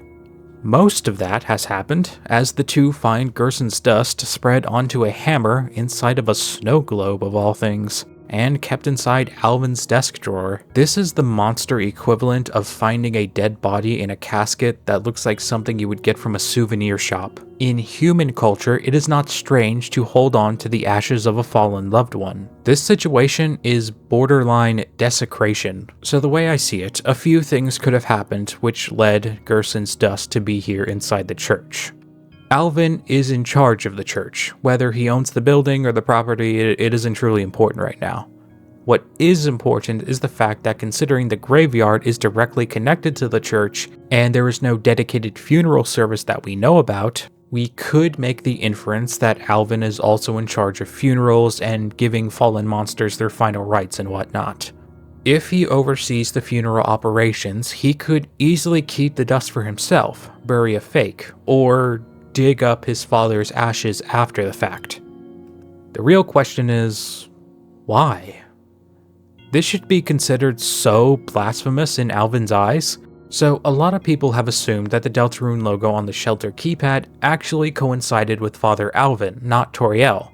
I hope you understand why I assumed the knight could have been taking Toriel, because, that's what it looks like. But considering what we know and other people's input on this scene, I am willing to say the knight attempting to capture Toriel was simply a red herring to stave off suspicion of Chris. But back to Alvin. If he was involved with the shelter to the point where he had a code, then it would not be outlandish to assume that Alvin would also have knowledge of the Dark Worlds. He brought Gerson's dust to the church, anticipating his father's resurrection. To go further would be to just straight up make up ideas that are more plausible than proven. So, while I will continue this thought process, be aware that it's pure speculation. So, let's say that Alvin is in contact with the mayor, as mayor is connected to the knight is connected to the Deltarune prophecy is connected to the roaring, which is connected to the knight. You get the idea. If Alvin is connected to the shelter, then he would need to cooperate in some way. And I see no better way to make him cooperate than to promise the chance of seeing his father again. Alvin worshipped his father in the same way he worshipped the very religion he represents, so I think a lot of what Gerson said revolves around Alvin too. He never named names, but if I was a betting bird, I think that Alvin was supposed to be the next generation, the person who would continue his father's story, yet he never did. The crushing weight of his father's legacy appears to have overtaken his life. In the church, you can see that there are several copies of Lord of the Hammer just lying around. Constant reminders of the crazy life his father lived. And I think Alvin just wanted to see him again for guidance. This is more than likely the path that Susie also wanted to take, as she gets the same idea, wanting to make another Dark World. Susie really jumps at the idea of opening up that fountain. Finding the code for the door was important, but truly, I think Susie just wanted to see Gerson again. Get some answers, find out why he never told them what he really was. All I'm saying is, man, when Rousey finds out that Susie opened up her own Dark World, he's going to be very upset. I mean, like, his whole thing is to close the Dark Worlds, right? I just hope when the time comes, Susie is honest and just tells him, rather than him finding out in some other way.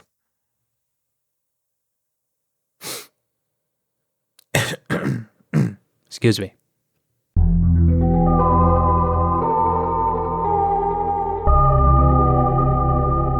I have said this before, and I will say it again. To create a dark world is to create fiction on an unprecedented scale. When a Lightner creates one of these fountains, they concentrate their will into a weapon or sharp object, thus piercing the veil of reality. Dark fountains and their elusive creative nature are a direct representation of the progenitor.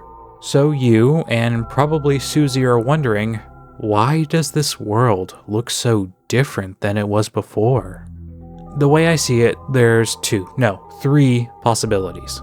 Either every single Dark World is different based on the person who made it, and all the previous Dark Worlds were made by the same person, or this area already hosted a Dark Fountain and what we see is the result of another opening, or there is something fundamentally different about Susie which has changed her Dark World.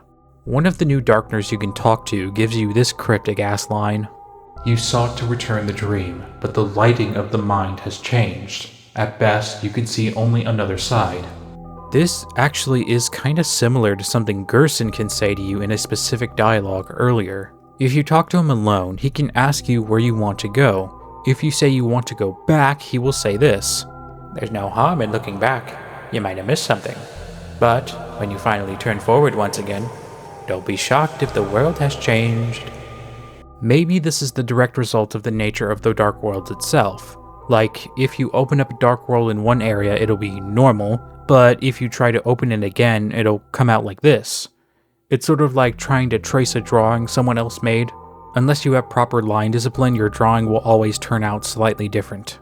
Slightly isn't really the correct word here, as the differences in Susie's Dark World are vast. Everything is covered in a misty haze, almost foggy.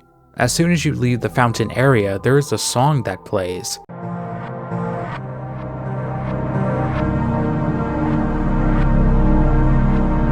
This song is a slowed down and reversed version of the Dark Truth.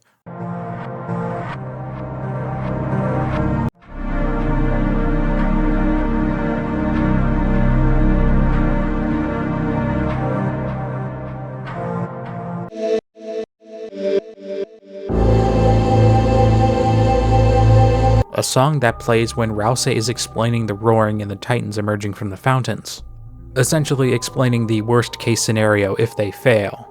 I should mention this song also sounds like a dark place, but considering that song plays after we enter this dark world, I am more inclined to believe that the song was Dark Truth. In Susie's dark world, the song is slowed down and reversed. Symbolically, this could be the result of the inversion of the previous dark world. This could just be something that happens when a new dark world is opened, or less ideally, this change was caused by something that is specifically different in Susie. Now, a lot of us have a clear picture of Susie at this point, her interests, her fears, her aspirations, and such. This really could spark a larger conversation in how we all perceive and create art. When explaining the nature of the Dark Worlds, 𝐓𝐫𝐚𝐢𝐧𝐢 states that your mind cannot make something from nothing. Any idea you have is based on information you have acquired, memories you have experienced. A war veteran would be more suited creating a tale about war, and a person who has suffered from an abusive relationship would be better suited writing a story about an abusive relationship. This does not mean they are the end-all authority on the subject, just that they have more quote-unquote inspiration to draw from. Think back to what we know about Susie's life and how sparse her personal relationships seem to be. When Chris made a dark world, it was filled with characters and memories from a nostalgic time.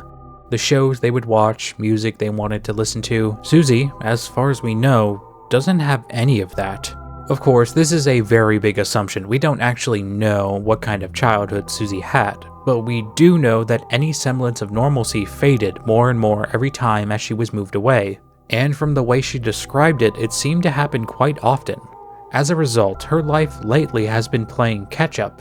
The nostalgic memories that others would draw inspiration from when making a dark world are not there for Susie, as her life experiences are greatly different. Whether they intend it or not, a work of art is a message from the creator to the observer, and I think the message is loud and clear. Susie's dark world appears to be warped in a very depressing way. Susie was changed by those who made her move around, changed by those who judged her, those who made her feel like she was something wrong. There was never anything wrong with Susie before, but it seems like there might be now. A scar or a shade of sorrow that has only manifested itself in this very specific circumstance. Now, I should say, this doesn't necessarily mean this is what's happening. The new darkners that inhabit this world are seen earlier in their statue forms, implying that these darkners are from an earlier version of this dark world. Strangely, both groups refer to the other as their ancestors, so maybe in their limited understanding of things, they are telling us it's normal for these darkners to appear? Going off the words Gerson said, I am more inclined to believe that the dark world has changed, as it is being awakened from another side. The true reason as to why the world looks different is unknown to us, yet Susie is suspicious of the reason herself. She initially passes it off based on what 𝐓𝐫𝐚𝐢𝐧𝐢 said. Every dark world is different. While that statement was true, I feel like her inquisitive eyes can't shake the feeling that something is off, and I think she may be feeling a little self-conscious. Regardless, Susie still wants to find Gerson, but before they get back to his study, they stumble across a specific section of the prophecy, a section we will discuss later. For now, let's discuss the fact that Gerson is not here, or at least, I don't think he's here. So, when Susie and Chris make it to his study, they are attacked by a figure cloaked in darkness. Gerson was known to also use darkness to hide himself before, yet he never went as far as to ambush the Lightners.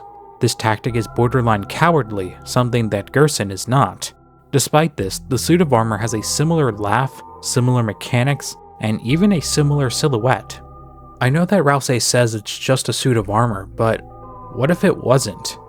What if Gerson was warped into an opposite version of himself as a result of this new dark world? Also, can we talk about how 𝐓𝐫𝐚𝐢𝐧𝐢 just sneaked the armor? Like, does he have like a backstab times 20 multiplier or something? The armor was at full health, and 𝐓𝐫𝐚𝐢𝐧𝐢 was able to one-shot that thing like it was nothing. But anyway, back on task. 𝐓𝐶𝐢𝐳 specifically states that the suit of armor was not Gerson. While I am inclined to believe him for now, it really gives me pause considering all of the other things he hasn't been telling us. If Gerson was truly changed by this dark world, and if Susie had any suspicion that it was because of her, that would probably make her feel awful. Knowing this, 𝐓𝐫𝐚𝐢𝐧𝐢𝐧𝐠 probably doesn't want to tell her that, if that is what happened. Again, we don't know for sure if that's the case. It wouldn't be the first time 𝐓𝐫𝐚𝐢𝐧𝐢𝐧𝐠 tried to withhold information from Susie to try and protect her feelings. When 𝐓𝐓𝐷𝐚 stealth kills the armor, he tells Susie the circumstances of 𝐓𝐺RSN's resurrection. Darkness that return from the memories of a loved one only appear in specific darknesses. As in, 𝐓𝐺RSN's resurrection was temporary and rare. The statue only began to move after Susie opened up this dark world. What? 𝐓𝐷𝐚𝐢𝐧𝐢𝐴. How do you know it was Susie who opened up this dark world? How? How the hell do you know that? So like, either you know because you saw her do it, which isn't entirely possible, you know it because it was foretold in the prophecy, and if you were trying to change the prophecy, you probably would have told her not to do it.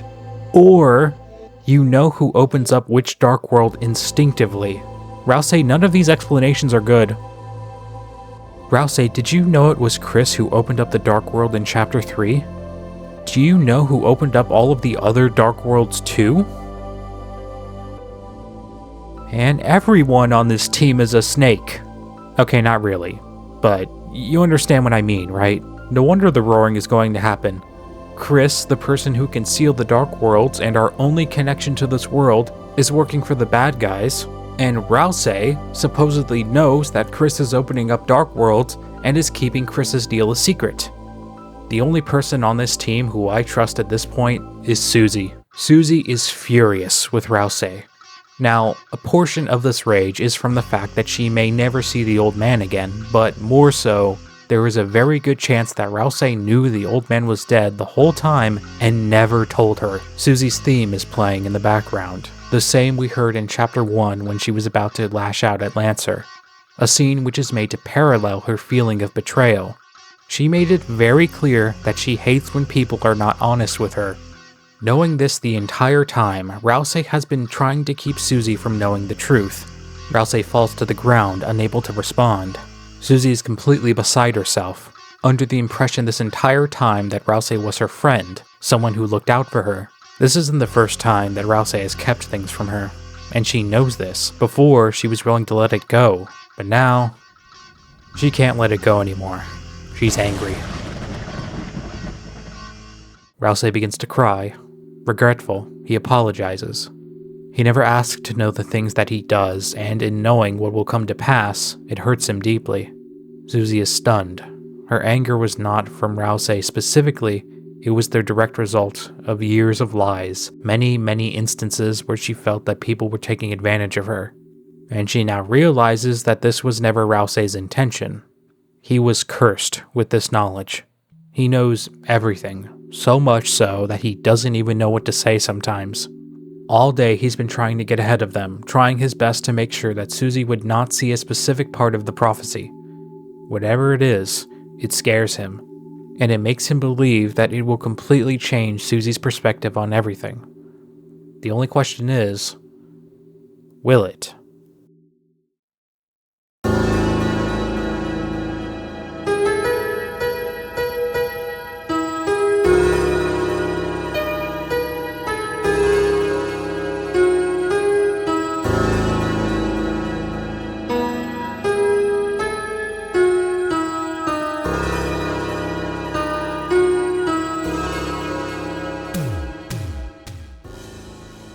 During their time alone, Chris and Susie happen across a part of the prophecy, one that describes the three heroes. Susie is moderately confused over how the prophecy describes Chris, but is overjoyed on how it describes her, the girl with hope crossed on her heart. On their journey, Susie confides in Chris, explaining why she was so enamored with the prophecy. Susie was never picked for anything. Despite her strong stature, she was never chosen to be on anyone's team. She was never chosen for anything. And in this prophecy, she feels this immense sense of pride knowing that the prophecy thinks she's special. She becomes further intrigued with the prophecy, especially concerning the idea that love will find its way to the girl. She tells Chris to stay here, going off by herself, wondering what the prophecy is referring to. As much as Susie is convinced that the prophecy is talking about her, she may be mistaken. I am of course referring to the theory that has been floating around since the release of the new chapters, where Susie may not be the second hero in the prophecy, The way in which I understand this theory at present moment is that it is based on the somewhat strange wording of the prophecy, and how the prophecy is based on the story of Lord of the Hammer. The prophecy refers to the second hero in the prophecy, the girl with hope crossed on her heart, and then it appears to reference a second girl altogether, using this wavy sprite, similar in appearance to Susie's Rude Buster attack. And just for confirmation, this sprite is called Rude Buster in the game files. This, combined with the fact that Susie cannot equip swords, but Noelle supposedly can if you bring her into your party, leads people to believe that the second hero was actually supposed to be Noelle. This theory is pretty interesting, and it would be a very interesting twist, but I just can't get behind it. Not only would this be feeding into the already blatant stigma levied against Susie, but also based on 𝐓𝐫𝐚𝐢𝐧𝐢 pulling the longest con of the century. 𝐓𝐫𝐚𝐢𝐧𝐢 has been adamant from day one that Susie is the second hero of the prophecy, a prophecy which he has memorized down to the point where he knows how it ends. If Susie wasn't truly the second hero, he would know, and would not have tried to keep her involved with the story as much as he did. When Susie first comes to Castletown, she doesn't want anything to do with the prophecy. If she wasn't the second hero and she was actually one of the villains, then 𝐓𝐫𝐚𝐢𝐧𝐢 could have just said, goodbye, never come to the Dark Worlds again, bye-bye, have a good day. But no, 𝐓𝐫𝐚𝐢𝐧𝐢 was adamant that Susie was the second hero in the prophecy. This theory also follows the assumption that this very specific prophecy is only now deciding to be vague. The prophecy specifically mentions the likes of Jockington by name, and describes Lancer and Asgore almost exactly. So why now all of a sudden is the prophecy being vague about one of the heroes, no less? You know, one of the most important people of the prophecy? Now I should clarify, I don't think this theory specifically states that Susie is actually evil, it just states that she's not the hero of the prophecy, and the second hero was supposed to be someone else, probably Noelle. Considering the evidence and the use of imagery in the prophecy, it would seem that this is cut and dry, yes? Well, I actually have a realization for you. What if I told you that wave sprite did not specifically represent Susie's Rude Buster attack? I believe that Susie is the second hero of the prophecy, and these glass panes were made to tell us something completely different. Everyone looks at the wave sprite and naturally assumes it pertains to Susie's Rude Buster. A fair assessment, these sprites look very similar, and in the game files it literally says Rude Buster. But what if that sprite was also representative of something else? Every time in a battle, if Susie uses the Rude Buster attack, a flame sprite appears next to her name. But if you use any of the abilities that utilize the soul, or has the soul combine its power with any of the other party members, that is when the wave sprite is used. It can appear over Chris, Susie, and 𝐓𝐷𝐚𝐢𝐧𝐢, sometimes all at once. That sprite is representative of Rude Buster, but it's also representative of the soul's abilities. If you use an ability with the soul, unleashing light during the Titan fight for instance, that same symbol appears. So why is it in Susie's room? Simple. It's not representative of Susie as she is right now, but rather, what she will become. The wording of the prophecy says, "At last was the girl," insinuating that the girl appears after a long time has passed, or even after a very important event. The prophecy tells of a moment where love will find its way to the girl, and in a way it already has. 𝐓𝐷𝐚𝐢𝐧𝐢, Chris, Toriel, Noelle, Lancer, the list goes on. Several people have grown to love Susie, and this love that has found its way to her has made her see life in an entirely different lens. However, as we know, there is more than one definition to the word love. When you get to this one area, you see all of these parts of the prophecy that are representative of Susie, some with a heart, some without, and I'll talk about that in a moment. For now, I will absolutely tell you that that heart in Susie's chest is the soul. Throughout all of Chapter 4, there are moments where the soul is compared to the shape of heart, and I believe one of the reasons why is to represent this event. At some point, one of three things is going to happen, or some variation of the three. Either A, Chris is going to get their autonomy back via their soul being returned to them. B, we will leave Chris's body because we have found a way to heal them. Or C, less ideal, Chris will become mortally injured, or they will pass altogether. And judging how they stagger in Chapter 4, it may seem like C might be the prevailing answer. All of these outcomes would mean that Chris is no longer a viable vessel for us, and as a result, we would have to use Susie, thus leading to a monster-human soul fusion.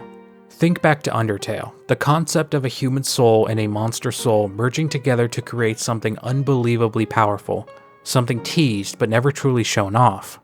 We do have Azrael as the final boss of Undertale, but he was only a ghost of his former self, only able to rematerialize thanks to the combined power of the human souls and all the souls of the underground.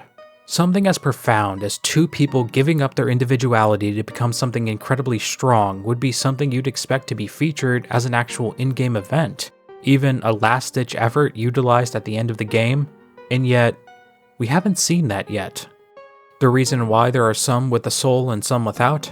That will probably lead to me shamelessly plugging my Weird Route video I uploaded some time ago. TLDW version, the Weird Route will eventually lead to us fighting Susie. Susie will fight with the player over control of the narrative, and even for the sake of Noelle's life. The prophecy is a representation of events that have happened and events to come, so considering there is a chance that both these events are possible, then there is an image that represents both of them. Either Susie will merge with the soul, or she will fight the soul to save Noelle. Either way, I am absolutely convinced that Susie is the second hero of the prophecy, or she will become the second hero. I hope that Chris doesn't die, but for a moment, let's imagine if they did. Chris cares greatly for Susie's life, and she has responded in kind. They understand each other, they care for each other, and there is nothing Susie would trade for this feeling of friendship they have developed over the past few days. If the Knight, or Carol, or the Titans, or anybody were responsible for Chris's death, there would be nothing that could measure up to the level of violence that Susie would unleash on that person.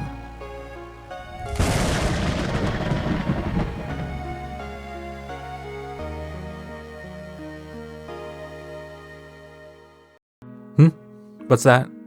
Susie doesn't use swords, but Noelle can? Did you seriously forget that Susie can just change how the game works?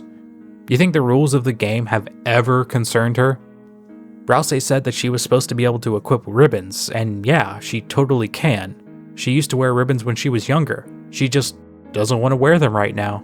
Just like before when she said she didn't want to use healing magic anymore. Also, look. That's Chris's sword. Or at least something that's similar. Even the Pen of Hope, maybe? If someone were to ever harm Chris, Susie would not stop until she sheds blood for blood. Which leads us to the namesake of this very video.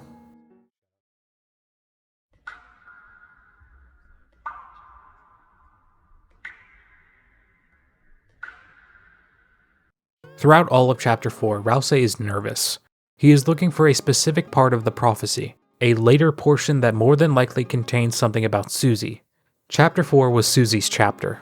That being said, we need some Rousey content pronto. Like actually, I feel like Rousey kind of regressed in some places. There are lessons he should be learning from Susie's speech in Chapter 3, but I don't think they're sticking with him.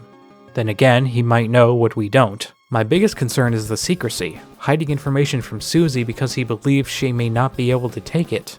While the prophecy and Rousey's fear of such will be talked to death in his video, we'll talk about Susie and her reaction to said prophecy now, along with the blood she sheds after seeing it. Rousey spent most of his time in the church trying to stay ahead of Chris and Susie, making sure they don't see one of the final moments of the prophecy. He is downright desperate, offering to explore the Dark World by himself from now on to make sure that she never sees it.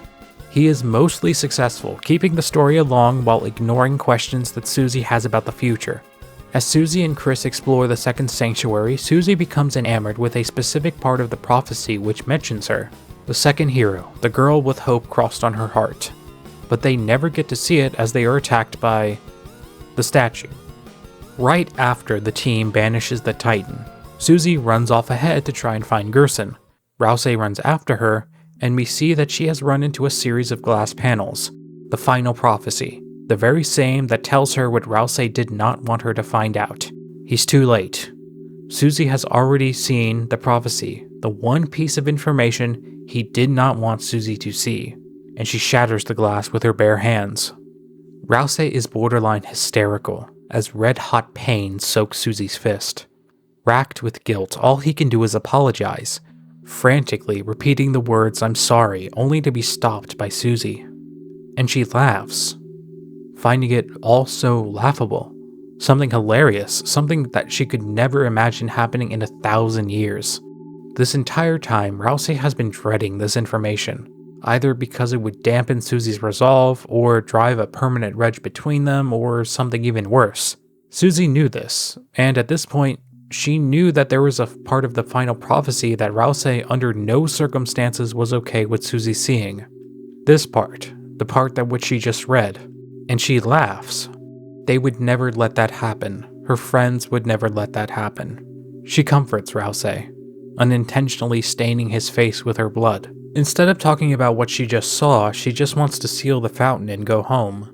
I naturally have more to say on this, but I have been stalling for long enough. Let's talk about Susie's bleeding. Like I mentioned before, I'm well aware that Undertale and Deltarune are different games, yet we know that these stories already possess several parallels. As fate would have it, the parallels do not continue in regards to biology. In Undertale, monsters are purely made of magic, not water, so no blood, no organs, no nothing. In one of the apartment buildings, a little bunny monster can answer the door, seemingly ignorant about humans altogether. Unless this child is generally misinformed, which is a complete possibility, humans and monsters have very different biology, just like in Undertale. The way I see it, there is no way to tell for sure. Either Susie is an anomaly, a special type of monster that can have blood, just like humans do, or monsters in the Deltarune universe just have blood. Judging by a lot of people's reactions, I think the consensus is that monsters in Deltarune can just bleed. Here's the thing. I am almost certain that this scene was intentionally drawing attention to the fact that Susie can bleed. She knows how to clean up blood. She has a general attraction to blood and slime. She coveted the line, "Everybody bleeds," the inspiration for the title of this very video. The fact that she accidentally stains 𝐓𝐫𝐚𝐢𝐧𝐢's face with her blood, like seriously, somebody get bro a tissue, just in case we didn't see it on her hands. They have made it so she accidentally stains his face, just to make sure we see it. This understanding is purely from a meta standpoint, like I'm using my knowledge of how other people tell stories. When a writer wants to telegraph something to their audience, they make it a point to make sure you see it. Susie didn't have to accidentally rub blood on 𝐓𝐫𝐚𝐢𝐧𝐢's face. We already would have assumed that she was spooked by what she saw. Attention was drawn to the blood. It even has its own sprite in the game files. Either this was made to reveal that Susie is a monster who bleeds just like any human, or to reveal that monsters in this world can simply bleed. So, which is it? As of right now, I'm 50-50. If I had to make a decision, I would just go with the idea that monsters in Deltarune can bleed. However, as you probably could have guessed, I want to exhaust all possibilities. So, let's begin. Let's say that Susie's bleeding is purely made to tell us that monsters can bleed in this world. This would not be that difficult to believe. Firstly, the fact that all Lightners have determination. Something exclusive to humans in Undertale is now fair game for all. So it makes sense that they can also have blood and organs too. They have a hospital in Hometown, and yet no healing magic in the light world. Monsters have been seen to get injured. Shyren appears in the hospital, and Rudy is having some trouble with his own illness. An illness that makes him cough. Coughing implies a system of lungs, and lungs imply oxygen being carried throughout the body via blood. Because that's how it works, by the way. Blood carries oxygen throughout your body. Also, as disturbing as this scene was, it does technically imply that Noelle has blood as well, especially with the new visual it was changed to. Also, if we wanted to make another potential meta argument based on things not in the actual game, Toby was initially planning to make every character in Deltarune be human in the light world, but turn into monsters in the dark world. It really Also, originally, to increase contrast, I considered having everybody be humans in the light world, and only become monsters in the dark world, but for a lot of reasons we didn't do that. It would make sense if this game wasn't connected Undertale. Yeah, if this has been a But it is so standalone. having monsters is weirdly normal. Really weird game if you look at it by itself, lol. Naturally, this was never the case for the actual game, but this could be evidence that Toby views monsters and humans as one and the same. The emphasis of the blood could just be made to show people that this is something that monsters have. Despite the differences in the games, it was recommended that people play Undertale before Deltarune. Deltarune even mentions Undertale in its Steam page. This more than likely means that Undertale has context needed to understand parts of Deltarune, yet slight differences. So now let's tackle this from the standpoint that monsters should not have blood. For starters, that would make Susie's backstory all the more interesting because she would be even more special. Going off the possibility that monsters do not have blood normally, what is it about Susie that makes her so special? The presence of blood, her determination, all could be signs that she isn't 100% monster. Lynx Griffin on YouTube made an interesting theory a while back about how Susie could be half human. The link to that video will be down below as well. A lot of Susie's abilities could be due to the fact that she's half human.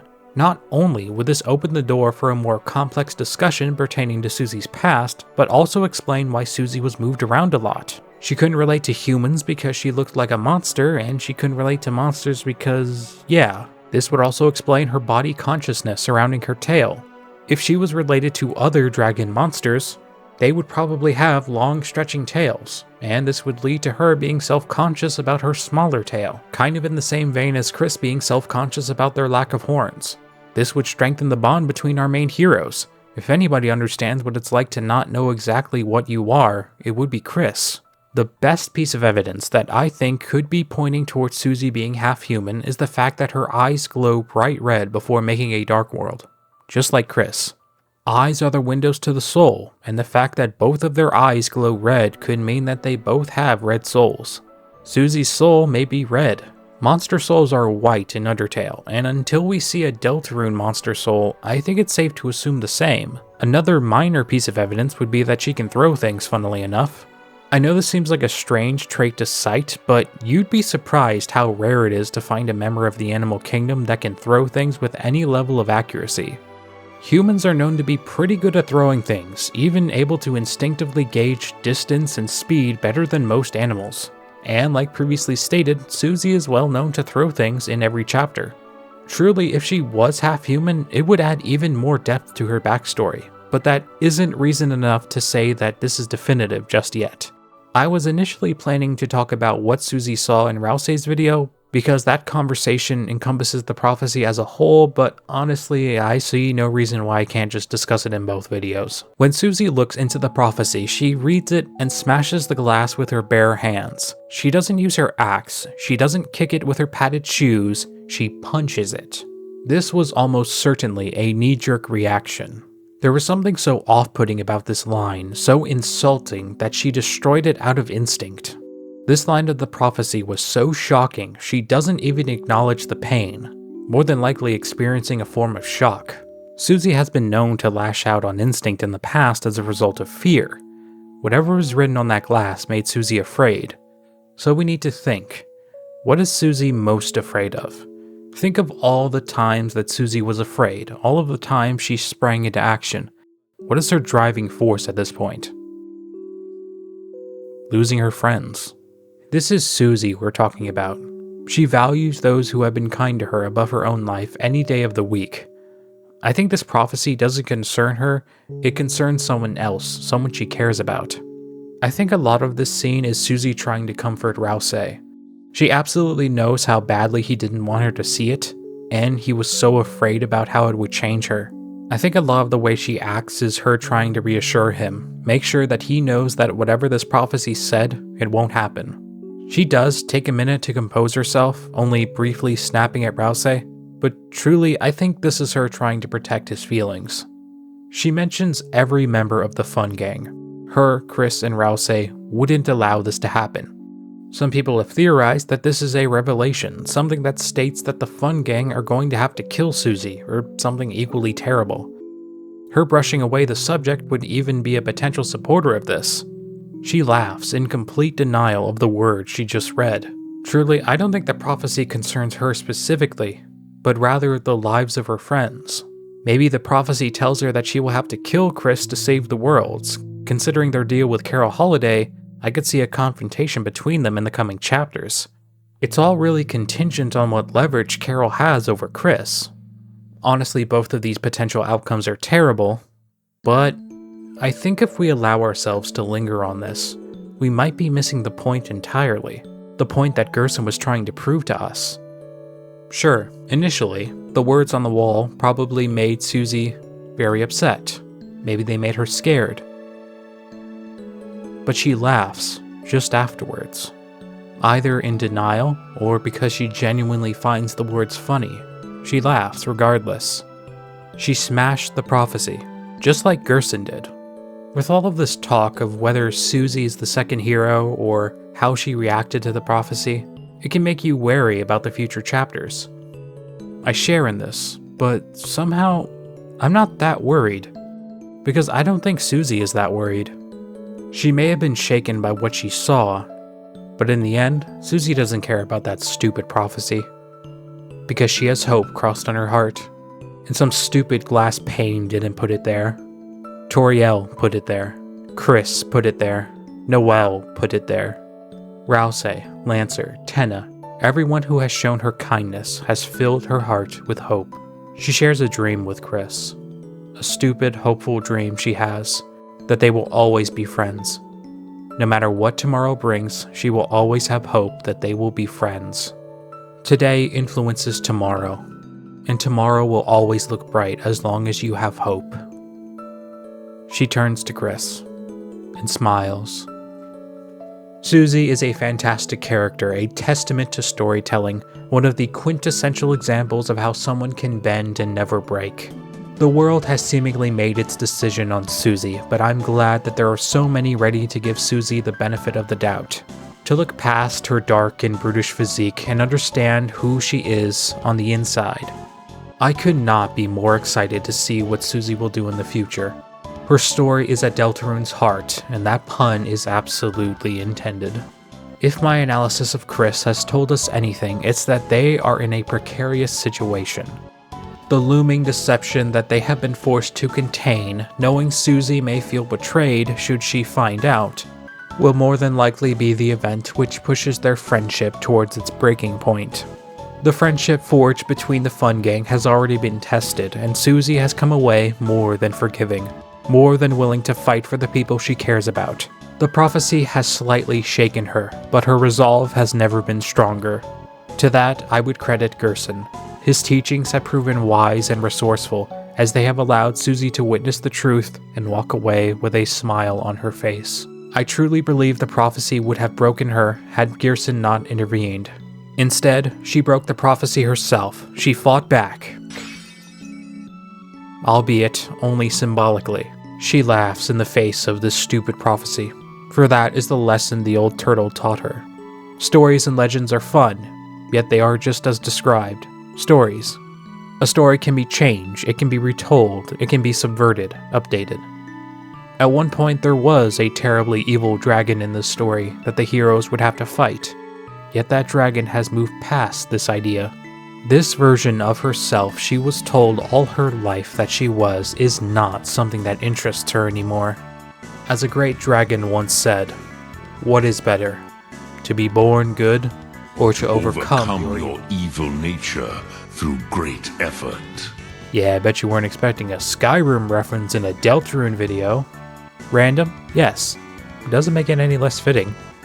We have seen Susie at her worst, and we have seen her at a moment where she truly feels like no one cares for her. And in these moments of weakness, she has proven that she is not a killer. She is not evil. She's just a kid who was dealt a bad hand in life.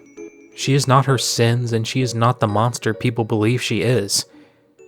At the end of the day, everybody bleeds. Everybody hurts. Everyone can be afraid. Susie is all that, and more, ready to face the challenges of life because she knows she will not face them alone. Thank you all so much for watching. Goodbye. Is Rouse flying? Rouse is flying. How did you do that? Could you do that before? Is that what a Titan looks like? If so, then why does this Titan in the cutscene look so different? I guess I shouldn't expect much. He's only the recorder of fate. That is his purpose. and nothing else.